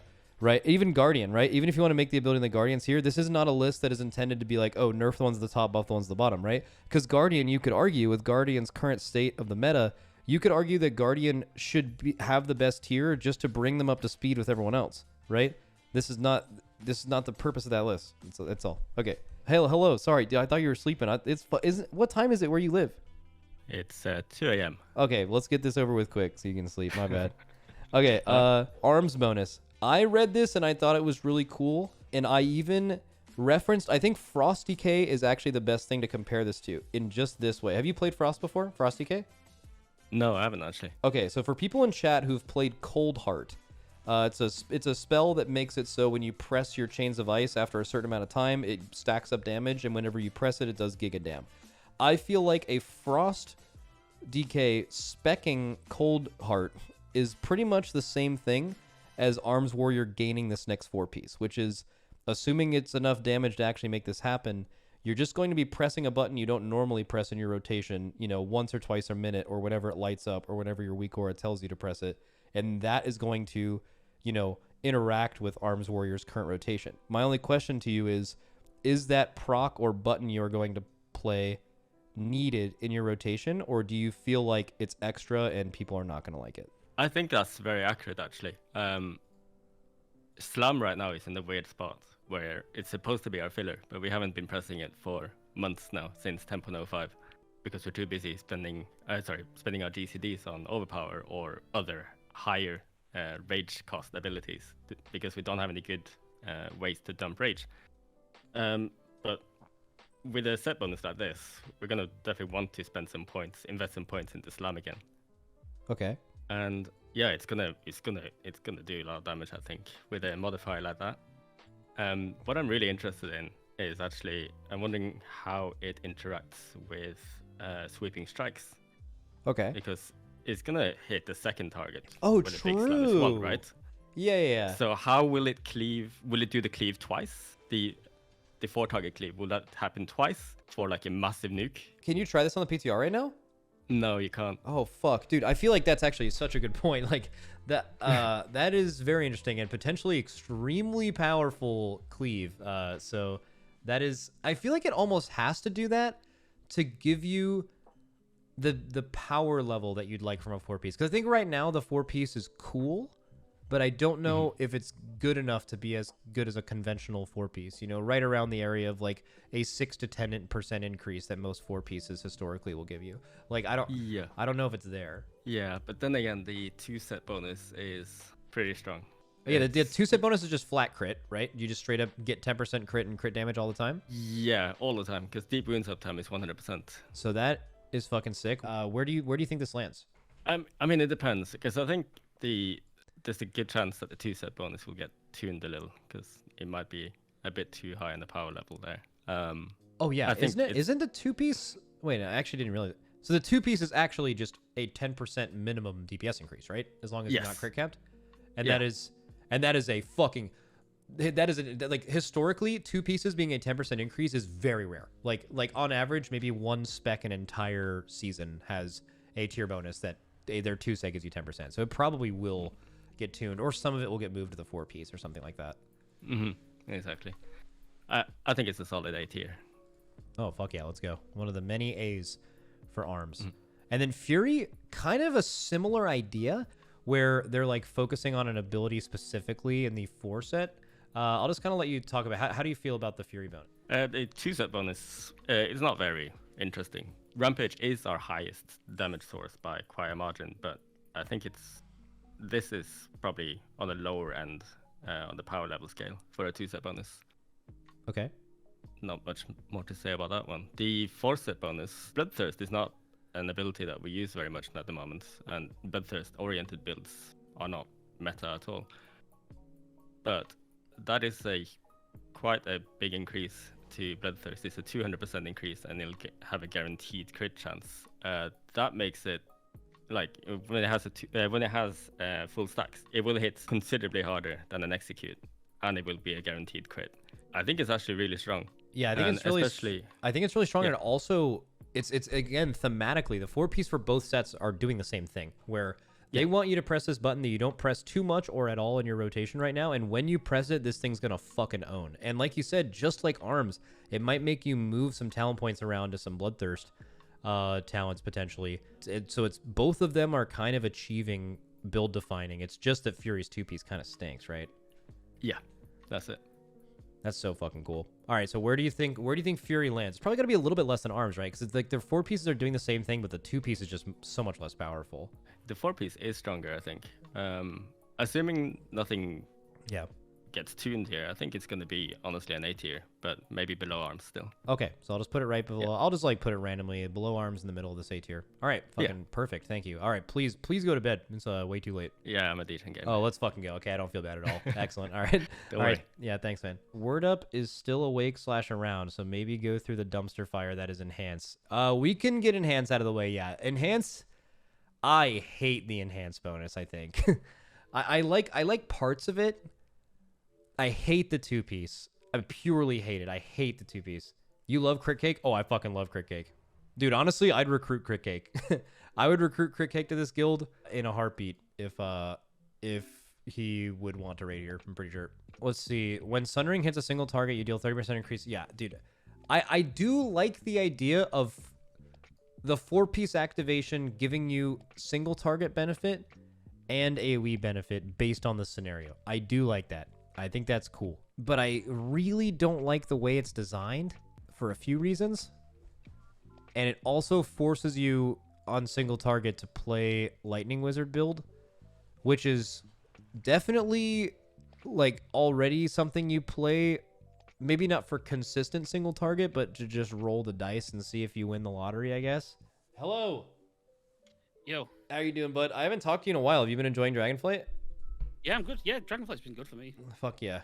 All right, that's good. I'm glad you were able to come back and enjoy it. Before we get into it, I heard someone say that the template is correct, but the abilities are wrong. Is that correct? In what sense? Like someone said that it might not actually be Sundering that they're using to do it, but okay, someone actually, I'm assuming from your response that someone actually turbo made that up. I'm sorry for wasting your time. Well, what do you think about this tier? I have a lot to say about it, but like I can give you a quick soundbite. It's not very nice. But like I think it's a fucking war crime. All right, very good. Maybe Frank can throw that at the front of the video. Yeah, that's okay. Well, goddamn. All right, well, let's get into it. So let's talk about the 2-piece first. This is actually the part of this I think I dislike the most, even though we can get into how bad the 4-set can be. I just think this 2-set is so bad for so many reasons, right? Because it's increasing your mastery, which is something that you don't want as much when you're playing a physical build. And then the 4-set, in a way, in some cases, is forcing you into a physical build. And then it's also just, like, every 40 seconds, you're gaining mastery at such a small amount. Like, I don't know. How do you feel about the 2-piece? Having a buff come from Sundering isn't necessarily a problem in itself. And it being mastery isn't even that bad either, though the number's really low on there. Mm-hmm. The biggest problem immediately just from the 2-piece is that because it's all coming from Sundering there, Mythic Plus really likes Sundering, but it likes to hold it for CC. If all of the power's in pressing Sundering, you aren't pressing it for CC anymore, you're pressing it on cooldown. That's like, immediately you lose something from using the bonus. Something that is really useful. And there's no flexibility because it's a fixed cooldown, there's no charges, there's no cooldown reduction. That puts a bad taste in my mouth straight away. For raids, it's whatever, you're going to press it on cooldown. But the 4-piece is where like all the problems are, because Enhancement's the best part about Enhancement in all of Dragonflight is that it has actual build diversity that do damage in different ways for different fights. And there's a lot of different ways that you can flip it around and tailor it. That bonus there does virtually nothing at all for half of our talents and half of our builds. The 4-piece is somewhere maybe in the 0.2% increase range, because so little of our damage is physical. Oh my god. And that's if you're playing like the current like elemental build down the right side of the tree without the without Lightning Wizard. Yeah, like basically the only damage source that's really physical that you're pressing on the regular is probably Sundering itself, and that's it. Nothing else is physical. That is hilariously bad. And then that's only in single target, and again, it kind of forces you into a certain build set, and then talk about the AoE portion of it at the end. The AoE portion is super weak and it's really strange. I think there's like a lot of counter synergy in it for the physical build as well. If the world actually leads to you can only play physical because it's the only one that gains a benefit from it. The way that physical want to play is they'd want to get the physical buff all the time in AoE and they'd want to pair it with Doomwinds. But then you'd have to press Sundering on a single target to get the physical buff. And you'd also waste Sundering outside of Doomwinds anyway to get it. So it even sort of kill switches the benefit of it for AoE in that build. And then the Chain Lightning thing instead that you get is kind of whatever. It's a little bit of damage, but it's not really like the hard hitter of either of the builds. Really. Yeah, because you have the feedback loop of Chain Lightning, Crash Lightning, Storm Strike, Chain Lightning, right? And they all kind of buff each other in some way. And then by spamming the Chain Lightnings back to back, it's not that much of an increase because you're just missing that feedback loop, and all those things are just sitting off cooldown. You disappear the buffs because you're going to get enough Maelstrom back anyway to do the feedback loop. So that just sort of is whatever. I don't like that part of the bonus at all. But the physical part, even if the physical one was just physical plus fire, that would be better, but still like not great. If only because when you're pressing it on cooldown, either of the two builds would want to overlap it with a buff. But the big buff that either of them get, either at Hot Hand or Ascendance, that's random. You don't know when it is, but you can't sit and hold Sundering for like 30, 40, 50 seconds when it happens. You just have to slam it. And you have to just hope that it overlaps with the thing. Like even the physical build as well, only like 40, 50% of its damage is actually physical. So even on the build that leans toward it, isn't getting much out of it.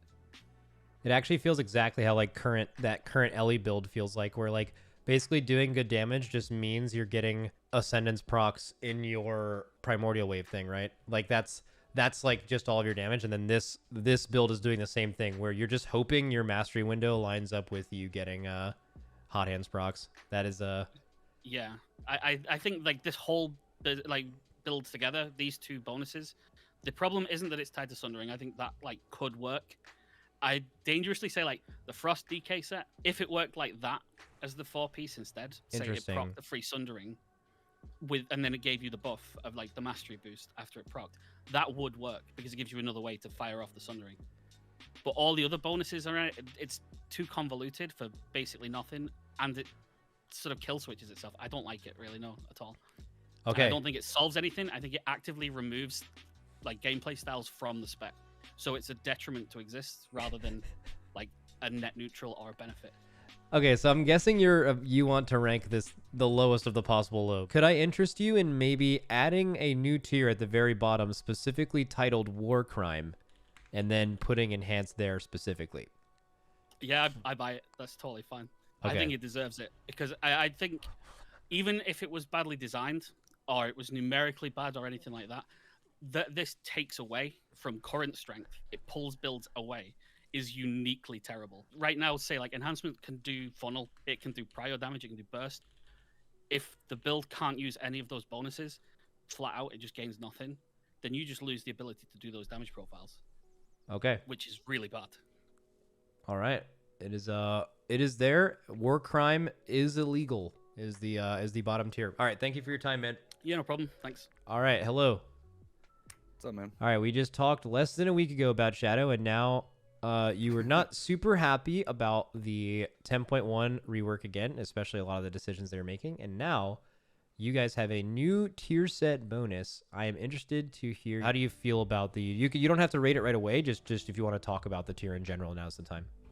Yeah, so I will say we can't test this on PTR, so a lot of this is either just pure theoretical from reading it or like what we've tested out in SimC. Mm-hmm. The way it's worded, you can kind of go a few different ways, especially with the 4 set. In general, pretty underwhelming tier bonus. The 2 and 4 set have like almost nothing to do with each other, which is pretty sad to see. I think, and again, this is kind of supporting, the 4 set's kind of where the majority of the power here is, and it's supporting Shadow Fiend and Mindbender, which I think as a whole the community is kind of tired of. Shadow being a pet class is something that's kind of come in and out the last several seasons, and having yet another tier bonus and kind of mainline effect to kind of push us into being that pet class again with Inescapable Torment, or what it was called was Shadowflame Prism and Shadowlands. I think it's really, a lot of people are just kind of exhausted of this playstyle, to be honest. So not great. If you talk about, I think you mentioned, like, does it enable builds? With all of the recent changes in 10.1, our build diversity has completely cratered. We had a lot of options, and we have a lot of options on live right now on 10.05. This tier set just hard pigeonholes us into, you're taking like 90% of the same talents in every situation, and the tier set is effectively doubling down on that. So not good. Very, very not good. From a power level perspective, like I mentioned before, we have several talents that interact with Shadow Fiend and Mindbender. So with the 4 set kind of spawning one after we spend 400 insanity, depending on how it interacts with that, it could be kind of mid or really shit. And we don't, I mean, that's kind of up to them and how they implement it. So we kind of just rolled a massive L here. Yeah, Shadow Priests are rolling some L's recently. I will say, I doubt that the power level from the 2-piece is enough to kind of warrant it. Like, if you look at other 2-piece bonuses, I'd say right now they're like, it's fine. Good ones Yeah. are like 3 to 5%. I actually doubt this would be at that level. But I actually like the idea of Mind Blast lighting up, being instacast, and also fucking owning. Like, that part feels good. It just has nothing to do with the 4-piece, and it's probably not a high enough number to be a good 2-set bonus. Yeah, so I think, and we've had set bonuses in the past that kind of revolve around Mind Blast, and they could certainly do that again. I think the community was just like, as soon as they read the 4-piece, everyone's just like, God, again with the Mindbender, again with this build. Yeah, so I think, 2-piece is just fine. I think it's hard to just judge a set off of that. The 4 set just kind of really makes it or breaks it, I think. Oh, yeah. So yeah, if they replaced it just outright with like more like Mind Blast specific stuff, or Shadowy Apparitions is the thing that a lot of people have been asking for. Like, every Shadow Priest loves apparitions, and if they had a set bonus that revolved around them in some way or shape or form, like, that would be really sick. And I think it's really important too. They're doing all this effort on, effectively reworking Shadow in 10.1, right? It would really suck if all of that effort was kind of wasted by a tier set that doesn't let us have fun with the rework, if that makes sense. Like, the rework has its own problems and things like that, but I don't think people want a set bonus that really, says, okay, well, you have to take this talent. The 2 set actually literally doesn't work if you don't take a talent in the middle of our tree. Like, that's also kind of weird. Oh, yeah. I don't know if you've looked at any of these other ones. Is this the only one that has that problem? Like, there, Shadowy Insight there is are literally a few, middle of the tree. Yeah, so they've definitely, in the second season now of Dragonflight, they even mentioned, they're like, yo, we're going to be, being a little bit more out there with tier, and sometimes that means, like, for example, there's like a Frost DK one that gives them cooldown reduction on Frostworm's Fury, a spell they haven't really spec'd at all this entire patch, but they're gaining like 3 to 4 spec tree points in the next patch, so they're going to be able to actually select it for the first time, but it is basically just fully interacting with that spell. And you need it for it to work. So they are doing that, and in like the severity levels differ. Like some classes, it's like something you're already using. Some it's like having them use something they don't use now that has a varying level of whether people want to be using it or not. So like it's getting a mixed reaction. I would say this is along the middle of the road for that. I don't think they're specifically targeting priests. They're doing this with a lot of stuff. Okay. Yeah, I think, overall, I think there are a lot of different directions they can go, and I don't think it's, having to rework a whole spec and then make a new tier set again is going to be, it's going to be hard. Yeah. And I think, so if I had to rate it, I could give you some sim numbers for it to kind of factor that into it, but without really knowing how the 4 set works, that's not super genuine. Like, honestly, from a design perspective, this is a low C or Swamp S for me. Low C or Swamp S? You have to choose, though. Like, if I was just looking at design, it's Swamp S. Like, in my heart. Okay, but that's all you S. can rate right now, right? Like, I think so. I think, to be fair, because like I said, the 4 set, depending on how they implement it, it's a 5% 2 and 4 set bonus, or upwards of like 10. There's such a high range, we just don't know. Yeah, 5% is a very, very low tier set bonus. Yeah. Okay, so okay, cool. All right, that sounds good. All right, thanks, man. Yep, thanks. All right, see ya. I'm calling Foreverguy the Rogue, chat. Okay, hello. How's it going, bud? So let's start with Outlaw, though. When I read this, I hope that people are happy with the numbers of this, but this is actually my singular favorite tier as far as design that I've seen today. I wonder if you feel the same. So like in general, I think the one weird feeling I get. So like I like all of them. I like the outlaw one the most because it's kind of just like a mix between like soul capacitor, you know, like diver's folly kind of effects. I know the assassination one is like super undertuned and it kind of doesn't make sense with how the spec functions. And the subtlety one looks pretty promising. I would say like in terms of power level, it's probably like outlaw subtlety assassination, but I just love the idea of it. Like the agility bonus is just something that's going to be kind of passive. Like you're just going to have that most of the time, if not all the time. And then like, I just love the idea of inflicting it all at once. I don't know why. Even if it's like not super overtuned. Also, do you know if it's going to work on Blade Flurry? I imagine it is.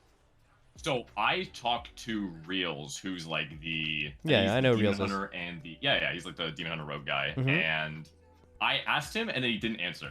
So I'm not sure specifically, but based on the language of the 4-set where it says, you know, it consumes all of the soul rips, I would assume that the 2-piece would apply on Blade Flurry, or at least Blade Rush, but, you know, it's kind of random with Blizzard sometimes. Okay. All right. So if you have to rank Outlaw, how do you feel like Outlaw stands? The tier bonus specifically. So the Outlaw one, again, I'm making like a lot of assumptions with how the tier set works specifically because, you know, does Blade Flurry proc it? Does the Between the Eyes consume the soul rip to the target that you're between the eyesing, or does it apply, or does it consume them on all the targets that have it?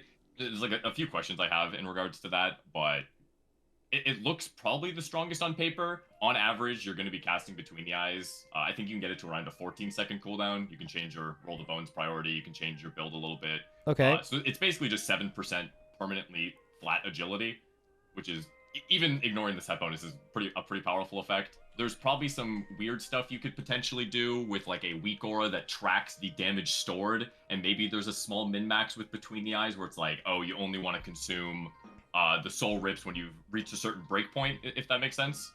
I find that to be highly unlikely, and if so, it's like needlessly complicated. Yeah, exactly. But, you would just play the game. Yeah, you just play the game. You link screenshots about how much damage it's doing, and you know, have fun. So I really like the set. It just reminds me of Diver's Folly. It was like one of my favorite items in BFA. I'd say the subtlety one, I'm not super in tune with how a lot of the subtlety rogue players feel about it. From my limited play of subtlety and like Sanctum and Sepulcher, I like it a lot. It probably is going to open up going double Shadow Dance in the class tree, because, you know, like obviously it's a Shadow Dance focused tree. Mm-hmm. And then I know a lot of the assassination players aren't too happy with the with their set. With the numbers that it currently has, I don't think, again, stuff is moving pretty fast in regards to, you know, testing and stuff and just kind of theoretical numbers, but Crimson Tempest on single target shouldn't still be worth it. So those numbers probably just need to be higher. And then the Death Mark is kind of weird. It feels more like an outlaw bonus where it feels weird to put power outside of the cooldown for a very large cooldown focused spec. Yeah, I think that's intentional because I know they've done that with at least Ret. That was a big part of their Ret rework.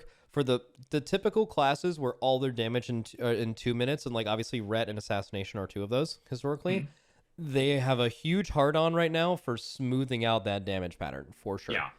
So I think that is why they did this for Assassination. I just don't... So it's not going to feel great. Like, for example, if this said, when you use Death Mark, nature damage you deal is increased by 40% for 30 seconds, that would be like, okay, that sounds a lot better, right? But that's not actually what they want. The question is just whether the damage will be there.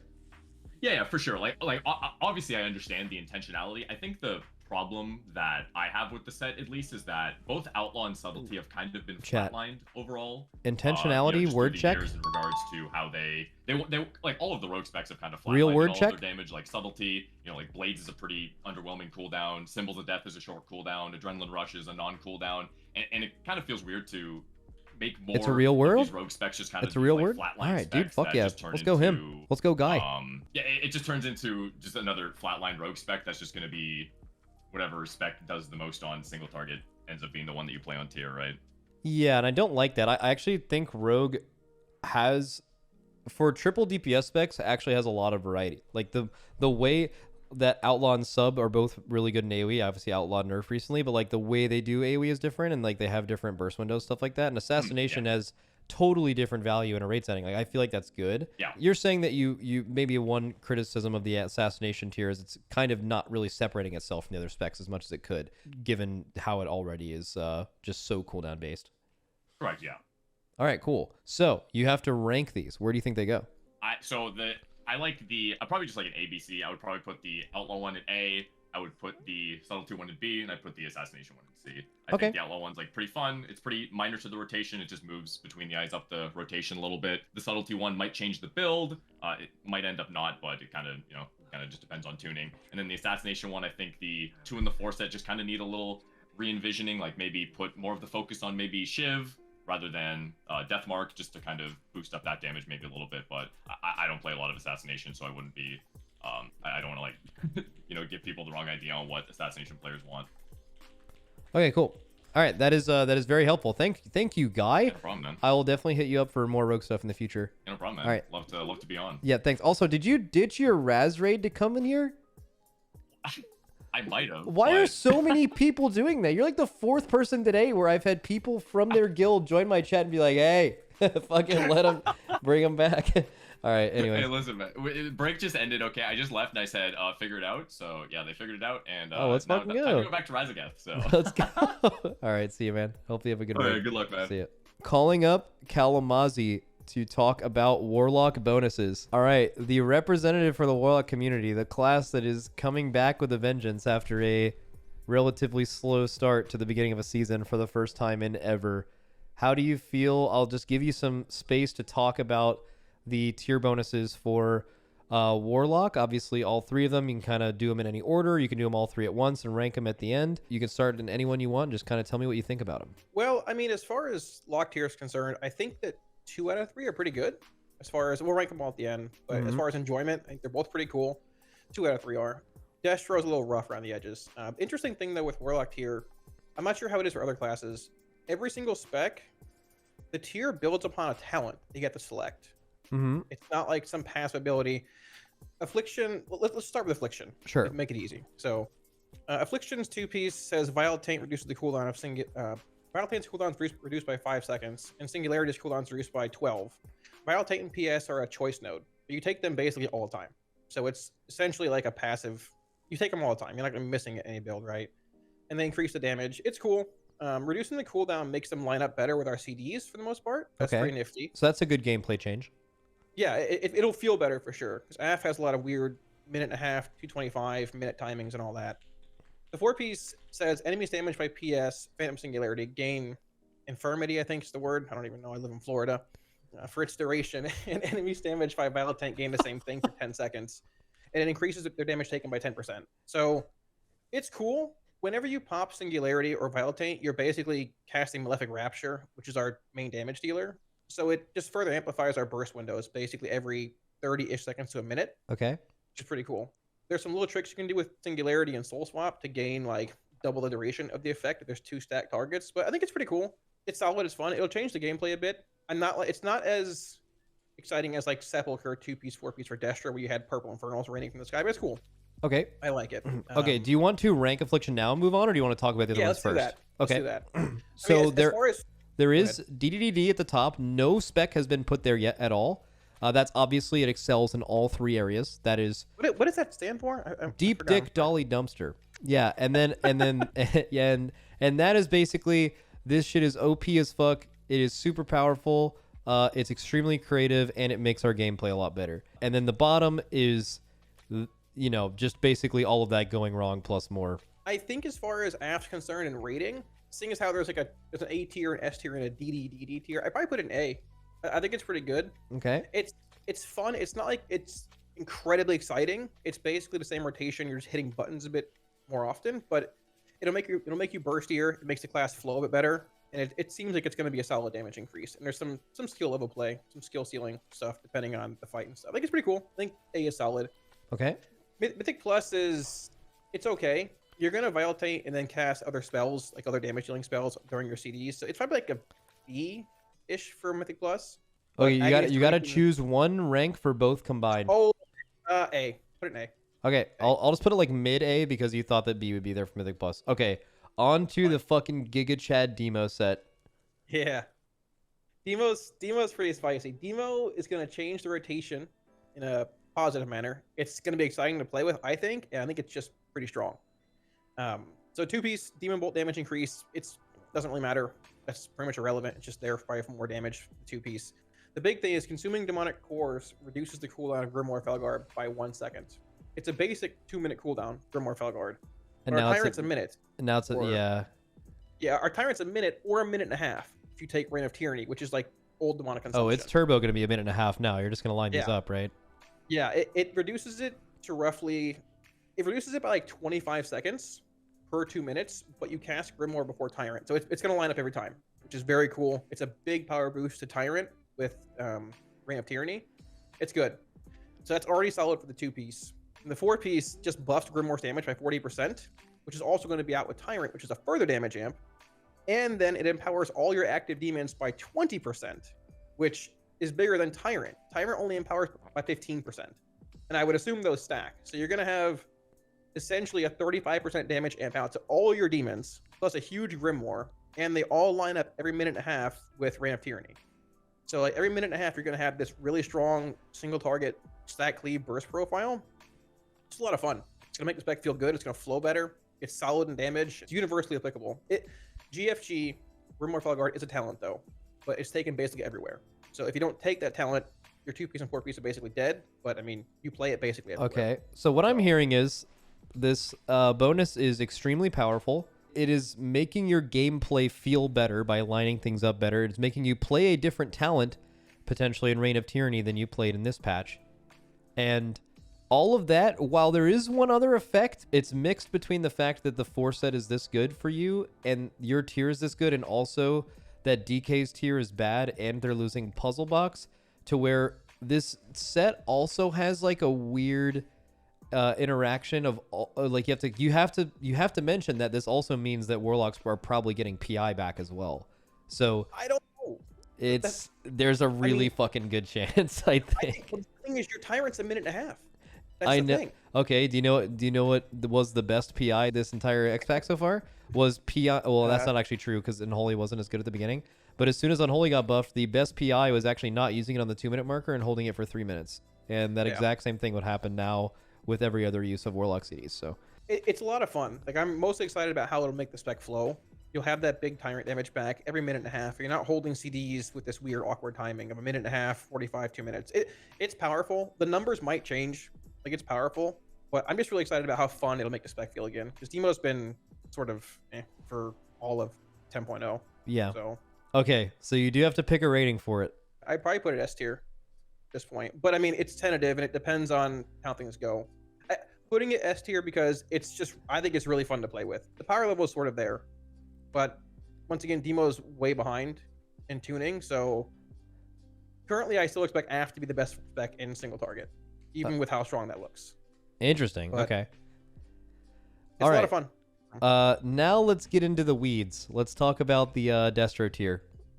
Okay, wait. So Chad is screaming about DDDD. I want to point out that I feel like people want him to put the very, very top rank because it's there and like Warlocks and stuff like that. And like some class has to be it, but it's actually perfectly fine if you rank tier bonuses every single time. It's possible that no spec is War Crime, and it's possible that no spec is DDDD. DDDD is almost reserved for tier that is Demon Hunter last year, right? Yeah. Well, yeah, yeah, exactly. DDDD is especially, it's reserved for like tier bonuses that are absolutely fucking ridiculous. Like 30% damage increase or something like that. And we just don't have the numbers for this yet. I do think this is the best candidate for it so far, just because it touches on all three aspects and it's great at all three. But yeah, I respect the S ranking. That's fine. I actually think it's actually pretty unlikely with tier that you ever actually see one that would be DDDD in general. There's a couple questions about like talent interactions. If they work in the way we think they might, it could be DD tier quite possibly. Yeah. Without playing with it, you just can't say. Yeah. So I just put it high S. Okay, so let's talk about Destro. Sure. So Destro also follows suit with being a talent. Unlike Demonology and AF, though, Channel Demon Fire is not played ever. It's played like very early on in expansions when your damage is bad and you just need like it's just not good. It's been undertuned for a while. The 2-piece Channel Demon Fire bolts, Immolate and Incinerate, have a 20% chance to fire an additional Channel Demon Fire bolt. Channel Demon Fire launches 15 bolts whenever you cast it. And there's a talent below it that empowers it to launch 5 more. So a total of 20. And it's also convoluted. Like, it's hard to understand. Isn't that also the spell that makes you like completely stationary as well? Yeah, you can't move for 2.5 seconds. You just stand there channeling. I think that's that's incredibly immobile. And taking a class that's incredibly immobile and doubling down on that in their tier is rough to see, I think, as well. Yeah, and I mean, in the heavy builds, Mythic Plus, playing in like the huge Rain of Fire builds, there's talent's not played. It's not played anywhere. In single target, in stat cleave, in AoE, it's not played. And the 4-piece, just after you cast 15 bolts, which have a 1 in 5 chance of proccing, your next Demon Fire bolt deals damage, a decent bit, I guess, to enemies around your target. It just sort of feels bland, and it also forces you into playing Channel Demon Fire, which is immobile, and also is just not very good. It's just awkward. I'm not a big fan, but I was going through the Destro tree. If they're trying to make every tier set work with the talent and class trees, Destro really doesn't have a great option as far as like what AF and Demo do. Like, it probably is like Channel Demon Fire, or you just don't do that for Destro. That's probably what happened in development, I would assume. But it's pretty awkward. It won't be very good, I don't think, unless it's way overtuned. If they buff Channel Demon Fire substantially, it might be okay in single target and stat cleave, but you probably don't play it in AoE. There's some interesting talent interactions that might work with it, but once again, it's not out. We can't test it. So Okay, so what I'm gathering is this tier bonus is not very creative. It does force you down a certain path and, encourages you to have a different kind of gameplay, but that gameplay is something that Destro Warlocks universally dislike playing. Just from a feel standpoint, it just feels bad to press that spell. And you currently don't select it, that's fine. And then also you feel like the power level of this is pretty low. Where would you put this currently on the ranking list? I don't want to put like war crime. It on the surface, it's probably like Swamp Ass, probably, but there's a good chance it could maybe a bit lower. I don't want to be excessive, but like yeah, I get it. Even with the interactions that might work, you're probably not playing those talents just based on how Destro's structured. So like there could be class tuning coming that buffs CDF a bunch, but at this point it's also RNG, and who likes RNG in their tier bonuses? Yeah, but like here's my issue with that. Maybe Blizzard does buff Channel Demon Fire. Wouldn't they need to make it more fun to play? Like, would you, if you're a Destrolock player, do you like it if like, oh, Channel Demon Fire is good now, that's good, I get to play this? Would you even have that reaction, or would you like, dude, this fucking sucks that you're supposed to spec this now, If it hits really hard, maybe. Like, but at the same time, a lot of Destro's talent builds, it's hard to find 3 points to put into that talent because they're all fleshed out in really important talents for single target, cleave, or AoE.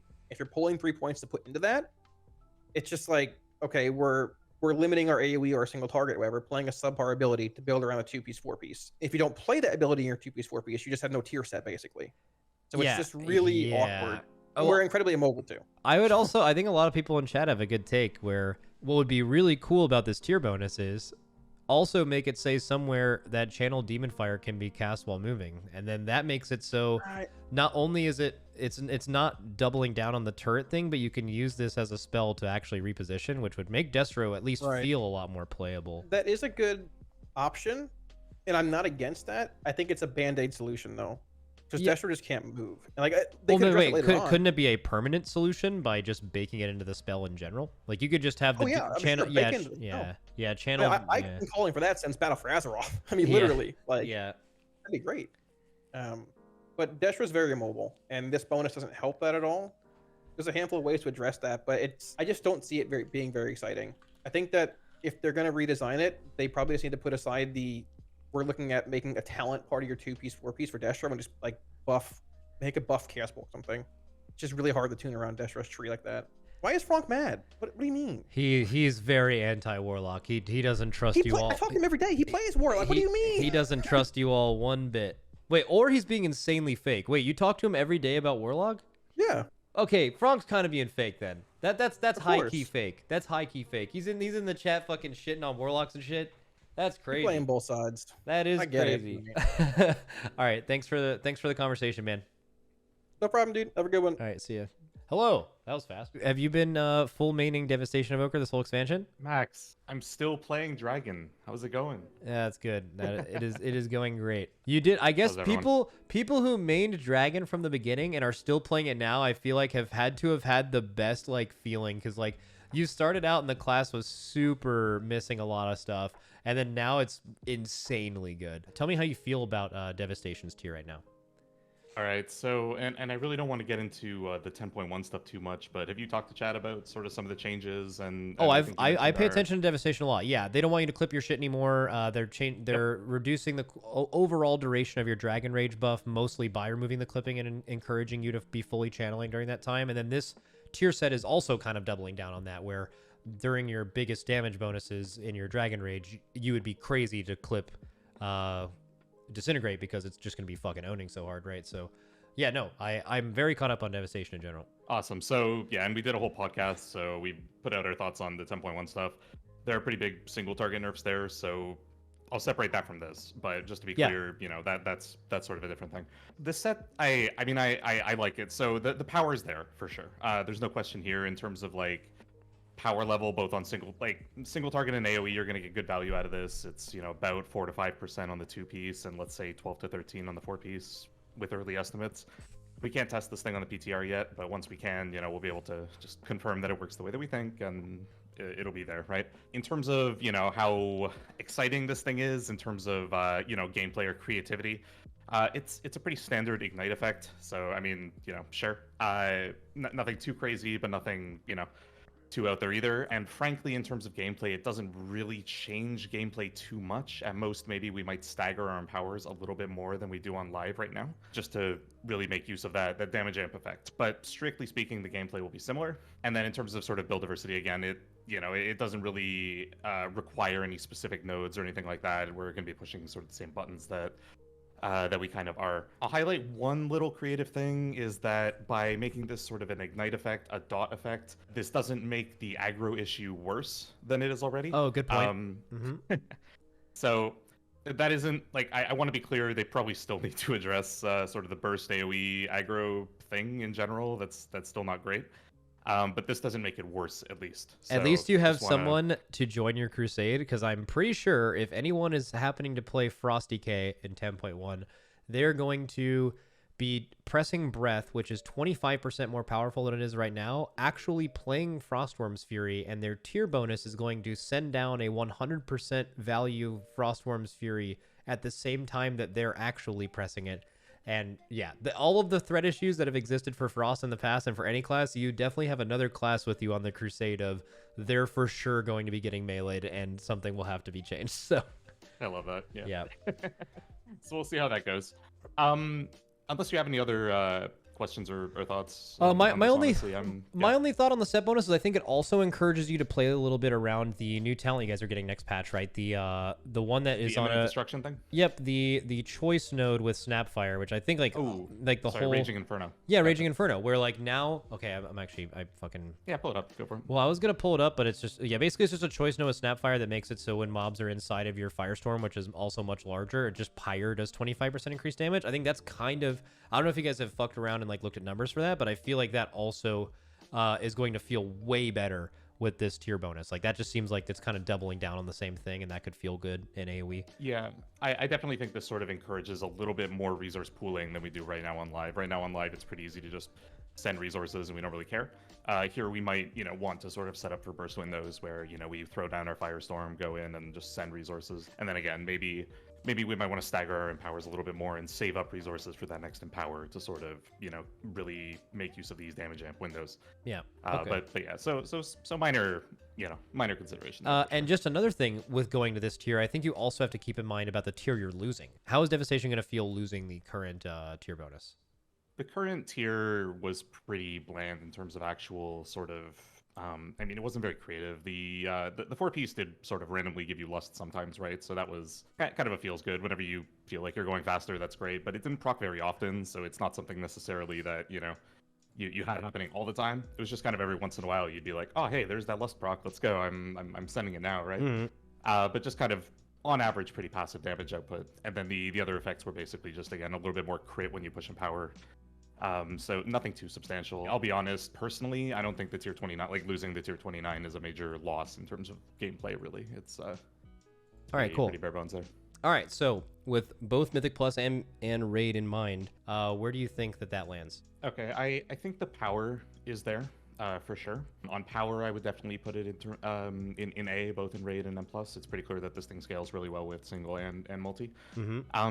But and again, if you do have an opportunity to sort of check out some of the feedback that we've been providing, I do think the tier set is a really good opportunity or tier sets in general are a good opportunity to sort of spice up the rotation a little bit, and give new interactions to the spec. And that is something that has been lacking traditionally with Devestation, is having really complex, interesting sort of rotational interactions in single and AoE. And this could have been a little bit of an opportunity to maybe make a spell do something kind of creative that it doesn't already. While the effects are fine and they'll do well for us, I do think they're kind of boring in terms of potential. Anyway, that's kind of where my initial feelings are. So if I were to rate sort of across the three, I'd put it at a strong B. But I don't feel badly about the spec, about the tier set bonus necessarily. If I have most of my feedback is really directed towards the 10.1 changes in general for the spec, and not necessarily the tier. Okay. I also think one thing about your spec that is kind of interesting, and I bet you talked about this a bit, so I'd want to just briefly get your thoughts on it. I feel like as much as Blizzard wants to reduce the clipping that's going on, I think a big part of that is it's something that high level players like doing, and I think someone who's newer is just not going to understand that concept and just feel like they're falling behind. And just the whole chasing buff extension for a minute plus with external cooldowns and stuff is just kind of a lot, and they want to reduce that. Don't you feel like that potentially has a negative effect on the rotation of Devestation? While yes, it is simplified to you just full chaining Disintegrate in your cooldowns now, is that actually going to make the spec more fun? In my mind, from playing Devestation, it seems like it would feel much slower and not as fun. What is your opinion on that? Yeah, so it has a clear, and we're talking pretty purely about the single target rotation, of course, with Disintegrate. It's definitely slower. You definitely spend less time in Dragon Rage, which is just a bummer in general. You generally have less sort of instant cast movement buttons that you're weaving in, which is, at a high level of gameplay, stutter stepping is a pretty important sort of thing for casters, and you'll notice to some extent that you have less instant cast as well. But in general, something that we noted on our roundtable is that Devestation is one of the absolute lowest APM specs right now, if not the lowest. And this doesn't help that, Interesting. Right? So yeah, I want to be super clear.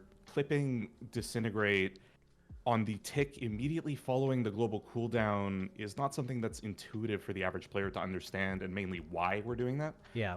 So discourage that to all hell, and we've given some suggestions as to how to do that. But I think it's clear that once you start stripping away some of these nuanced aspects of how the spec deals damage, that it kind of exposes how very kind of bare bones the basic rotation is, how low APM it is, and sort of that there's at some point, what is left that's actually really engaging about the gameplay, right? So it's really something I think that they need to really take into account here.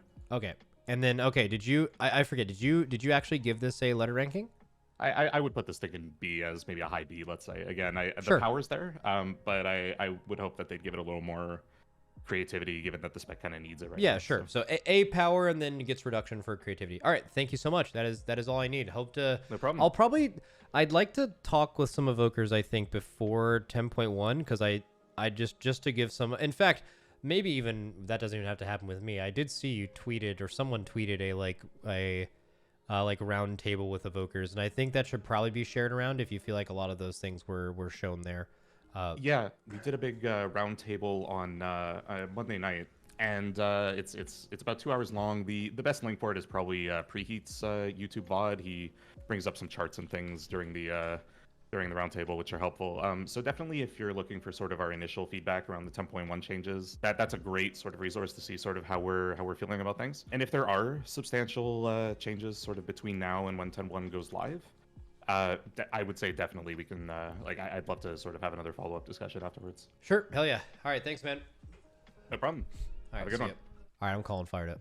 Hey, bud. All right. So how do you feel about Magus tier? I've heard that Arcane and Fire are pretty shit, but basically what I'm doing is based on power level and good gameplay, ranking them on a tier list of good and bad, basically. And then bad would be it's not powerful, the gameplay's turbo dog shit, and it makes you take some talent that's not fun at all, right? And then the top would be all three of those things fucking own, right? And this is just for all PvE entirely. So just start with Arcane. Tell me about the Arcane bonus. Okay, so the two piece, it's like just gonna be good. It's gonna make your cooldown stronger, which is what Arcane has always been known for. Big cooldowns, big burst, and then you read the 4 set, and then that's when you start to tilt your head and be confused. Like a dog. Yeah, like a dog, like a little confused puppy, because it's saying you're gonna do more damage outside of your cooldowns. Which is when you don't do any damage. Yep, and especially with like, there's a trinket that makes you do even less damage after your cooldown's end, so it's like counteracting that. From Blizzard's perspective, they're trying to like even out its damage profile, I guess, but in reality, what's gonna happen is this tier set's just gonna be garbage, and won't really impact your gameplay at all. Because why would you try and spend more mana during your cooldowns? Because there's the Arcane Missiles proc makes it free, so that's like kind of you're gonna naturally press that, and you won't want to press Arcane Blast instead to play around the tier set when you want to do more damage in your cooldowns. So that itself doesn't make sense. It just kind of seems like there's a design confusion, which is kind of a theme for a lot of all the sets. Oh, interesting. Okay. Before moving on to Fire, where do you think it ranks as far as like, is it powerful though? Like, what do you think like the total? No, it's definitely bad.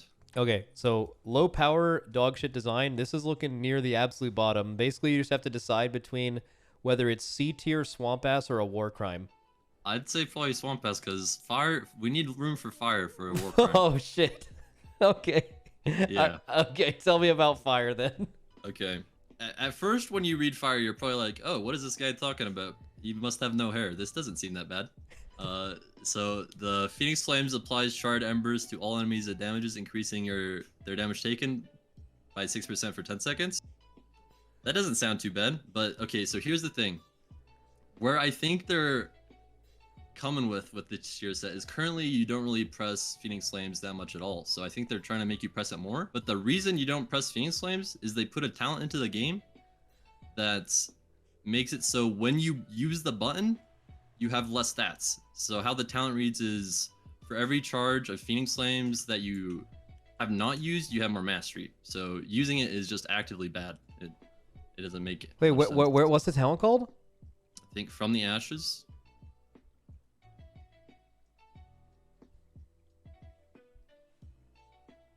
Okay. All good. Okay, so that's bad. So the two piece you don't want to use ever. So it's like literally irrelevant, right? No, like the two piece will probably make it so that you have to use it, but it's going to feel bad with the idea of that talent existing, that you're just actively having less mastery when you use it. And even if that talent didn't exist, where it's like, okay, I'll use my Phoenix Flames to put a 6% damage taken debuff on my target for 10 seconds. It's going to feel bad because of how Firestarter and Searing Touch work, where you're going to be critting, and Phoenix Flames won't always crit unless you take the other talent on that choice node, which makes it guaranteed crit. Where you're basically guaranteed a bunch of proc on the opener. If you Pyroblast and Phoenix Flames, the Phoenix Flames might not crit, so you're going to lose a heating up there. And an Execute is the same exact thing. And you're just going to constantly, every 10 seconds, try to maintain this debuff to take advantage of the 4 set, which is whenever you reach 30 stacks, you gain Hyperthermia for 6 seconds. And that's on the talent tree if you want to read what Hyperthermia is. Okay. At the bottom right. You have low chance to cause all Pyroblast and Flame Strikes have 0 cast time and be guaranteed crits. Okay, and then you read that and you're probably like, man, this guy really still has no hair. That doesn't sound that bad. And it actually doesn't feel good to get that proc, and here's why. So with how Fire works, there's a lot of things that you have to like manage, and when you add this tier set, you're adding another thing. So you have Feel the Burn, which is Old Blaster Master, if you know how that works, where you have to contain the Fire Blast thing. Yep. And Sun King's Blessing. Yeah, you full cast Pyroblast and get Combust, yep. Yeah, and also Pyroclasm. So when you actually proc this, there's situations where you kind of would rather just do something else, like hardcast Pyroclasm to proc your SKB or Pyroclasm. And how the set reads is you think you want to maintain this damage debuff perma, build as many stacks as possible, get as much uptime as Hyperthermia as possible, but it just feels bad to do that because you proc it, you're going to want to cast your SKB, you want to use your Pyroclasm, but it just won't use it. And not only that, but there's situations where like you get this buff, it's just worse than if you were to normally Pyroblast, Pyroblast, because you're not going to get hot streaks on every Pyroblast with Hyperthermia. Only half of them will be hot streaked, and that's just going to be worse in some situations if you have like so many Fire Blasts. And if you don't go that route and just hard cast Pyroblast for 6 seconds, the Blaster Master thing we were talking about earlier, you want to keep it up for and refresh it within 5 seconds. Yeah. Because you wouldn't want to Fire Blast because the only reason you normally Fire Blast is to convert a hot streak into a heating up into a hot streak. There's no reason to do this when you get Hyperthermia, so you're going to be munching Fire Blast is what it feels like to make your feel the burn not fall off. Okay, so it just feels terrible. And then on top of all of that, it's also just not. So this is horrific design and 0 damage increase. It sounds like even worse than Arcane. I mean, it's a damage increase for sure. It just feels awful, really bad. There's situations where it isn't a damage increase, and you're just gonna have to like have a PhD in a lot of different things to. So well. What some of my chat said was, I think this tier set is good for everyone without hair, and if you aren't god tier good at fire, you won't notice these setbacks. Is that accurate? You'll notice the setbacks for sure, but like playing around it to get good use out of it is going to be pretty hard. It'll be really annoying for most people, and for like the people that play around it really well, will definitely like it'll be an DPS upgrade, but it just will feel bad because like if you're trying to play around it and like let's say you don't want your Hyperthermia because you want to use your SKB soon. That means you have to plan within 10 seconds to not use your Phoenix Flames, to not get enough stacks, to... Oh, yeah, that sounds fucking horrible. Yeah, that is so bad. Okay, well, yeah, I mean, this is going to happen. When they are making tier, try to make you... Because it seems like this tier is trying to do 2 things. It is trying to get you to play Alexstrasza's Fury instead of From the Ashes, right? And it's just trying to make it to where Phoenix Flames becomes something you press. That is clearly the goal of this tier bonus. And it just sounds like this is, and Blizzard's doing this across a lot of specs where they are just, you know, oh, this button you don't really press, maybe this is like the shit now. And for some specs, it's actually really nice. It's buttons that they want to press. This just sounds like one where this is like total remake territory. Like there's just no way they should go live with this kind of thing.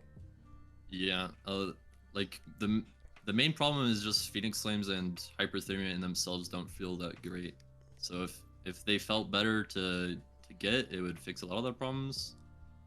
Like Phoenix Flames is mostly the talents being cringe, and Hyperthermia is its interaction with Pyroclasm and SKB not being usable, and the Fire Blast thing with Feel the Burn. Just a lot of anti-synergy when you get all these elements together. Okay, so where do you think fire goes? It's a war crime for sure. I really dislike it. Which is crazy because Arcane's in Swamp Bass and it has bad design. But fire is actually probably a bigger increase than Arcane, but fire's design is so bad that it doesn't matter. It just has to be down here. Okay, so tell me about Frost. I think initially just the 2-piece alone just seems like there's so much power in that. And what does it affect any builds you're currently playing on Frost? Yeah, so there's a build going around the workshop where it's like semi no ice lance, where basically sometimes when you're flurry you'll hardcast a frostbolt instead of an ice lance. So the more frostbolt damage is gonna make that stronger.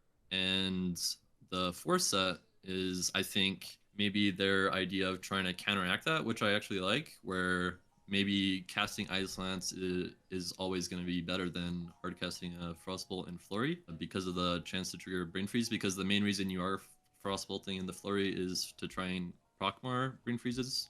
So currently do you not Ice Lance? No, you do. It's just more like 50-50. So yeah, it's like half no Ice Lance gameplay, which most people don't like, understandably. I definitely don't like it. And I think if the 4-set were a bit higher chance for Ice Lance to proc Brain Freeze, then that would probably eliminate the no Ice Lance stuff. Well, I think I assume is there. I just feel like the 4-set isn't enough. Like there's no way like going from 2 to 4-piece on Frost is going to be like turbo not worth it. It's just gonna like change your gameplay a little bit, but like something has to be added to that to make sense. Like just to give you an idea, a lot of the like probably the median to above average sets as far as power so far are trending from like both things together are like anywhere from 8 to like 15%. Those are like above average, right? And this 2 set is actually pretty meaty, but the 4 set is nowhere. I mean, the 4 set has to be like way less than 5% damage, right? Like Yeah. like almost nothing. Very little considering like the current gameplay of frostbolting and your flurries too, with most of the time. Okay, so you have to rank Frost. Where do you think this goes? Considering the power of the 2 sets very good, but I'd say probably around B or C. Just with like the gameplay, nothing much is gonna change too much that you're gonna notice, but it is a powerful thing. So probably like N to B, I'd say. Nothing exciting, but it's still powerful. Wow, so Mage tier is actually down tremendous, down galactic. This is not good. Yeah, needs help. Needs God. All right, all good. Thanks for chatting, bud. See you in the subway. Yep, 4. Yep, 4. Hey, bud. Yo, what's up? Just tell me a little bit about the feral tier. Well, gameplay wise, I'd say it's not great. It's a little more impactful from the previous tier set because the previous one didn't really change anything gameplay wise. But I wouldn't say it's really changed in a good way because it's kind of just moving a lot of like this along with the feral changes, just moving a lot of your combo point generation to being passive instead of actually coming from your abilities, which just feels pretty bad. And then what does the 4-piece do? It's like I feel like I did like the idea of the 4-piece where basically just at certain points, which again, it's weird that it's from auto attacking because it'll just be super fucking random. But I feel like getting that extra combo point generation will feel good for sure. I mean, it feels a little awkward, especially with Berserk because they changed Berserk to now do the same thing. So the Berserk plus the 4-piece means you're just generating 2 combo points every second and a half. Didn't they also make some change to like make it so when you're generating or using more combo points, you actually get value from that? Yeah, they do have something else. What is it? I forget exactly what it is. It's just the Berserk change where you have like your overly combo point generated abilities stores up to 30 combo points. Yeah. So if you have like 8 combo points like stored and you bite, you'll have 3 instead of 0. But I don't think it feels good. I think it feels really awkward, especially with the set, because a lot of the time you're just using an ability and then just waiting for combo points. Okay, so it sounds rather like than always having stuff to press. So the tier set is gonna like feel awkward, and you have more combo points than you can spend, and then it's just outside of that, it's just literally a passive agility gain, and it's auto attack. I really just there was a couple classes where I just like the auto attack based stuff is just super weird. Yeah, I mean you don't even really have like a lot of combo points now because they changed Berserk, so you're not getting the benefits from stealth anymore. So you're not generating like max combo points every time you shred in Berserk like you were before. So now you're generating less baseline and you're just getting the passive combo points, but it's less overall. It's just a lot slower. It also seems like the and overall. You're also spending more energy now because they nerfed Relentless Predator. So I guess you're gonna also just have less agility, right? Or like your agility gain from this is what like on average you'll get like 5% or something. I don't know how often the 4-piece will proc. Probably. But... Yeah, I've seen it go up to like 10 stacks. I haven't hit the dummy too much, but it can go like around 10. It can go around 10, and then when it gets reset to 2, you get another 5 during the like 6-second window. So like probably around not, like like it's not terrible. Like the last tier set gave crit. I guess this is just similar, but crit at least made it feel a little more fun because you get more combo points when you crit, but now you're just getting main stat. So it's like a little more boring in that regard, but it's probably stronger damage wise. Yeah, okay. And so the current set is bad then? So it's like if the current set is doing... I'd say it's pretty bad. Okay, so they'll actually want to grab this tier, and then this will give them... Yeah, I'm looking at power level. I'm just going to guess that both the 2 and 4-piece are not more than a 10% increase. That's basically just averaging the agility. If 1% agility is a 1% DPS increase, I know that's probably not exclusively true. And then if you're getting around like 7 or 8 stacks out on average, and then how much are the combo points? I mean, it depends on how often it's... I'm just going to assume this is like around a 10% increase. And that is... Yeah, for, be close to that, for both 2 and 4, that's definitely on the lower... It's right around the median end, actually. Like, I don't know. It depends. The new ones seem to be trending a little bit higher than that. So overall, not super high power level then. All right, so if you had to rank it, where do you think you'd put it? I mean, the power level is fine, probably. Like, not the worst, but gameplay-wise, I think it's pretty bad. I'd say probably between like Swamp Ass and C tier. I'll put it low C, I think. Yeah. Ooh, actually, I don't know. Any feral mains in the chat? Although, wait, are ferals a notoriously doomer community, or are they positive? I actually don't know. Well, I mean, anytime there's a change, all I hear is complaints. So. Okay, let's go swamp ass, or else just so they don't get mad. All right, cool. Amen. All right, thanks, man. Yep. Later. All right, I think we're gonna have to, while we're waiting for Rhett, we're gonna do Ellie and then Hunter as a stream chat. Okay. So just as a disclaimer, this is probably giga inaccurate, but it'll give us a chance to talk about it.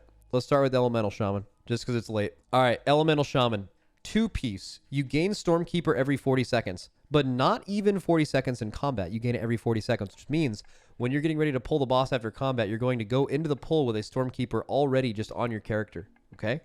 And then for 8 seconds after you consume Stormkeeper, so on the pull and then every single time it's consumed after that, your Lightning Bolt, Lava, and then you can chain it in your opener as well during Lust, and then get one at the end of the Lust as well. Every time you consume Stormkeeper, your Lightning Bolt, Lava Burst, Ice Fury, and Frost Shock generate 100% more Maelstrom, and your Chain Lightning, Lava Beam, and Earthquake critical strike damage is increased by 20%. I think this is maybe the best tier bonus of the entire set. As far as power level, I don't know, and I don't know if Ellie Shamans have actually looked at the power level, but this is absolute fucking peak design. Like, actual peak design. It's fucking sick. It's like sending you down the Stormkeeper train, which I know there's like some builds I think that don't play that. I could be wrong. But I don't know the power level. And first of all, question, does anyone know the power level? Has anyone simmed this yet? Ellie gamers, are there sims for this?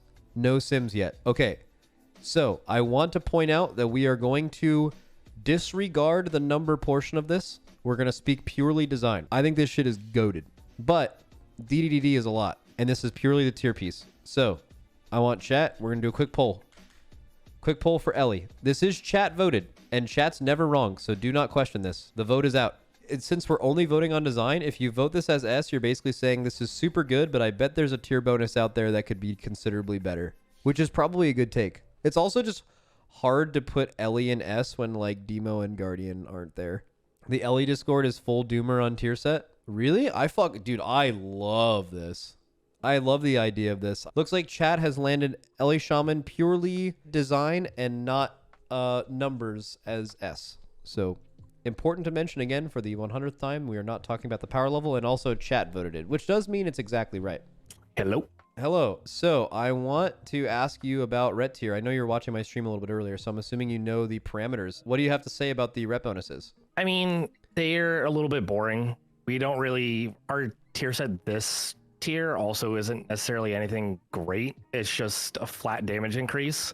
So we're not really kind of gaining too much. It's playing more into the physical build than the fire build, with increasing the damage of your Judgment and Hammer of Wrath. So I think before 4 set, you're going to be running the fire build, and then once you get your 4 set and 2 set, you're going to be switching to like the Holy Strike build.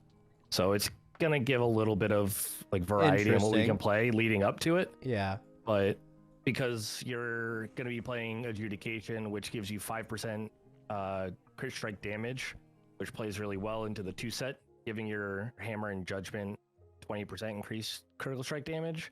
So I think it'll help a little bit with our single target problem.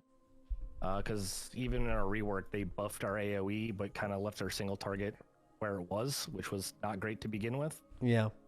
So I think it'll kind of like give us a little bit of that with the tier set bonuses. It's not anything crazy, but I definitely think it's something that'll interject where we're losing or what we don't have. Yeah, in general, I feel like the 2-piece is good. I just feel like the 4-piece, there's no way that power level is where it should be. I think it's got to be just a placeholder, because that was early in the 1007 PTR. That was part of a talent. Yeah. Where it was your Hammer of Wrath was actually taking the place of Judgment while you're in Wings, and it was applying the Judgment. And I kind of want to see how it's going to interact with High Lord's Judgment, if it's also going to apply the extra stacks of that, because most likely we're going to be talenting into at least 1 point of that. Yeah, that's the thing where your Judgment makes like, it has 3 stacks, and then like the next Holy Power Spender does increase damage. Yeah, so it increases your Holy Power Spenders by 20%, but that buff is there for 2 Holy Power Spenders. So with like an AoE, when your Judgment cleaves to 4 targets, each 4 of those targets is going to have 2 stacks of Judgment. So you're going to get 2 20% spenders on it. So I don't know if you're going to want to play that talent if you can just Judge and then Hammer of Wrath and get 2 stacks of it there anyways, as well as running Vanguard's Momentum, where you have 2 stacks of Hammer of Wrath that both generate, like all your Hammers of Wrath generate 1 more Holy Power. So it will kind of, I think it'll change what we play and how we play it and when we get it, but I also don't know if it's going to stay. Okay, cool. All right, so where do you think Rhett stands on this board right now? Probably B tier, because we're getting, like I said, we're getting some buffs with the rework, but it's not out of this world, and I don't think it's necessarily hot garbage. Okay. All right, that sounds good. Thanks for coming in, and congrats on finishing your key. Wow, we were short on time. So fuck, never mind. Not grats. Okay. It was a 25 temple, so. Oh, that'll do it. All right. Thank you for your time. Oh, 3,200. You're fucking out. You're out in these streets. All right, cool. Thanks, man. All right, not a problem. Thank you. Yeah, see you. Bye. Okay, so I'm hearing that the Ellie Shaman Discord is really mad. So, do you guys think purely based on design that S is too high? Oh, Xyro, you play a little Ellie. I need to ask Xyro. I'm calling Xyro real quick. He's probably unavailable now. No, bro, he's doing Aranog trash as their group is for. Oh, what's up, bud? Hello. Yo, I need a second opinion on Ellie because I did one with my chat and chat's never wrong, but also I just want to get double check. Have you looked at the Ellie Shaman tier? Mm-hmm. Okay, what do you think about it? It's really interesting. I don't know how actually good it's going to be on single target because it doesn't like synergize with the Gamble build all that well. Stormkeeper is really strong in general, but the 4-piece where it like just gives you extra resources on single target means you're not casting Lava Burst when you're in Ascendance, which is like really weird. So unless it enables like some other build, I don't know how good it's going to be on single target. It seems fucking sick for AoE though. Yeah, I don't know. I haven't played Ellie this expansion. I played a lot in beta, but like just the idea of like just getting those Stormkeepers rolling, and it just seems like it's on the right track. I will say like, the 4-piece might not be powerful enough. The 2-piece is definitely really good. Yeah, I don't really understand why some of them are resource gen and some of them are crit damage. I think it should just be all crit damage. Then I can see it being good for single target. Do you think you're going to generate too much Maelstrom? Probably not, because Ellie Blast is 75. I mean, you'll probably overcap for sure, but I don't know. It just seems really weird for it to be Maelstrom gen, because like that doesn't ever seem to be something I'm worried about. Okay, so you as an Ellie Shaman genius, and Chad had put Ellie Shaman in S. Do you believe you have the option to move it down to A if you'd like? Would you want to do that? Yeah, I think that's fair. Okay, fuck yeah. It has been done. Dude, chat's me fucking mad, but thank you. You can go back to your raid. Are you guys doing? How many raids a week do you do? 5. That's actually kind of a lot. Do you 2 guys 8 of 8s, a 7 of 8, and 2 2 of 8s. Oh, okay, yeah, that makes sense. Still a lot though. All right, thanks for helping. Thank you. Later. All right, chat, we need to discuss something else as well. I have seen way too many people, and maybe you guys have seen them too, that have come in and asked if war crimes were bad. What do you mean? War crimes are peak bad. It's like peak bad. You don't want to do that, right? Okay, so we have 4 specs left, 2 classes. Okay, hunters, let's get in the weeds. BM, Cobra Shot and Kill Command, damage increased by 15% just as a 2-piece. So that's definitely going to be pretty good damage as far as power, but that is the design. There's nothing great there at all. 2-piece, but that's fine. It's a 2-piece. And then the 4-set bonus has Cobra Shot, Kill Command, and Multi-Shot. Reduce the cooldown. So basically all your spenders reduce the cooldown of Bestial Wrath by 1 second. Okay, so you're going to have Bestial Wrath up more often, but that's already a spec that just has damage all the time. So this is just, I'm not even going to lead you on, chat. I'm just straight up going to give you the reins here, okay? Okay, looks like B is winning by an overwhelming margin. Let's move on. Marksman. Arcane Shot and Chimera Shot and Multi-Shot have a 10% damage and have an 8% chance to grant you the Death Blow effect. The Death Blow effect allows you to kill shot at any target's health HP, so you just basically weave a kill shot in your rotation. And the 4-set interacts with that, and what it does is it increases kill shot damage by 15% in general, and then also in general, pressing kill shot reduces the cooldown of rapid fire and aim shot by 0.5 seconds when you press it. All right, this is MM. I'll be doing an MM poll. I'm not even going to try to let you know whether I think it's good or bad. It has to be pure. Okay, new poll. Max, the MM power-wise could be up there, but the design is boring. Yeah, I mean, I have no opinion. This is the chat gets to decide. Right now, with MM Hunters, we are in a steady battle between Sea and Swamp. I will say, not to influence the vote, but I said this earlier in my stream, so I'll just repeat it. This is not new. I think Marksman weaving in kill shots into their rotation on single target at least, if that button did damage and felt good to press because it did damage, I feel like that would make the rotation feel better to me. Like that sounds like it'd be good. I don't know if they're going to reach that level though. Okay, so looks like C is ending up the victor here. So MM Hunter gets put into C, and now fucking Survival. Who knows what the... Okay, and please only vote on this if you know how Survival works. So there should be no more than 10 votes here. This is a Wildfire Bomb damage increased by 10%, and throwing a bomb increases the damage of your next kill command by 50%. Every 25 focus you spend reduces the cooldown of Wildfire Bomb by 1 second. Okay. And please, actually, don't, like, fuck the vote. Like, if you... Like, please at least understand Survival. You do not press any of those on single target. Oh, that's not good. All right, you know what? Guys, I would love to be the voice of reason here, but chat is never wrong. Survival goes into War Crime tier. Okay. Calling Tettles. Hello, Tettles. You... Okay, Sorry, go ahead. So how are these ranked? I saw your chat just ranked serve as a war crime. Yeah, well, okay, I only did the 3 hunter specs with chat because Azur's asleep. I don't know. I just went with chat's never wrong, didn't lead them in any direction, and then just posted it and had them vote on it. So they put it there. I don't even know if it's that bad, but they're right. The other people, basically the idea is the higher ranked is excellent gameplay addition, is creative and like a new way of looking at tier sets. I think that's something they're trying to do this patch as opposed to the first season, obviously. And then obviously the power level after that. All those 3 things combined in PvE in general, not necessarily Mythic Plus or Raid. And then, but before ranking it, just kind of talk a little bit about the tier. So, okay, so the 2 sets, like, it increases your Sunfire radius by 2 yards, and then increases, like, some of the passive damage on your spells, Sunfire, Moonfire, and Shooting Stars. Like, these are all passive abilities in your kit, and basically they're all tied to dot damage in some capacity. The 4 set, Shooting Stars, which is also, it's like a damage proc that you get whenever you have your dots applied. It then has the 20% chance to call down a Crashing Star, which generates a little bit more astral power. These are all completely passive things. If you want here, there's a streamable of what it looks like. Okay. I want to show, but these are all entirely passive things and don't actually interact with your kit realistically at all. Oh, I see him. So the 4 piece is just that big blue star. Yeah, it's the blue one. Yeah, it's the blue one. Overall, I think that like they've actually changed a lot about Balanced Druid in 10.1, but the 4 set is not exactly. It's bland, but I don't think it's like particularly strong or particularly weak. I think it's like, middle of the pack, but it's bland. It doesn't change your rotation, doesn't really change your gameplay by any meaningful amount. It's slightly AoE favored compared to single target favored. I know there was some concerns earlier in the patch that Moonkins losing their current tier would just feel really bad. Is that something that is still true with all the changes they've made?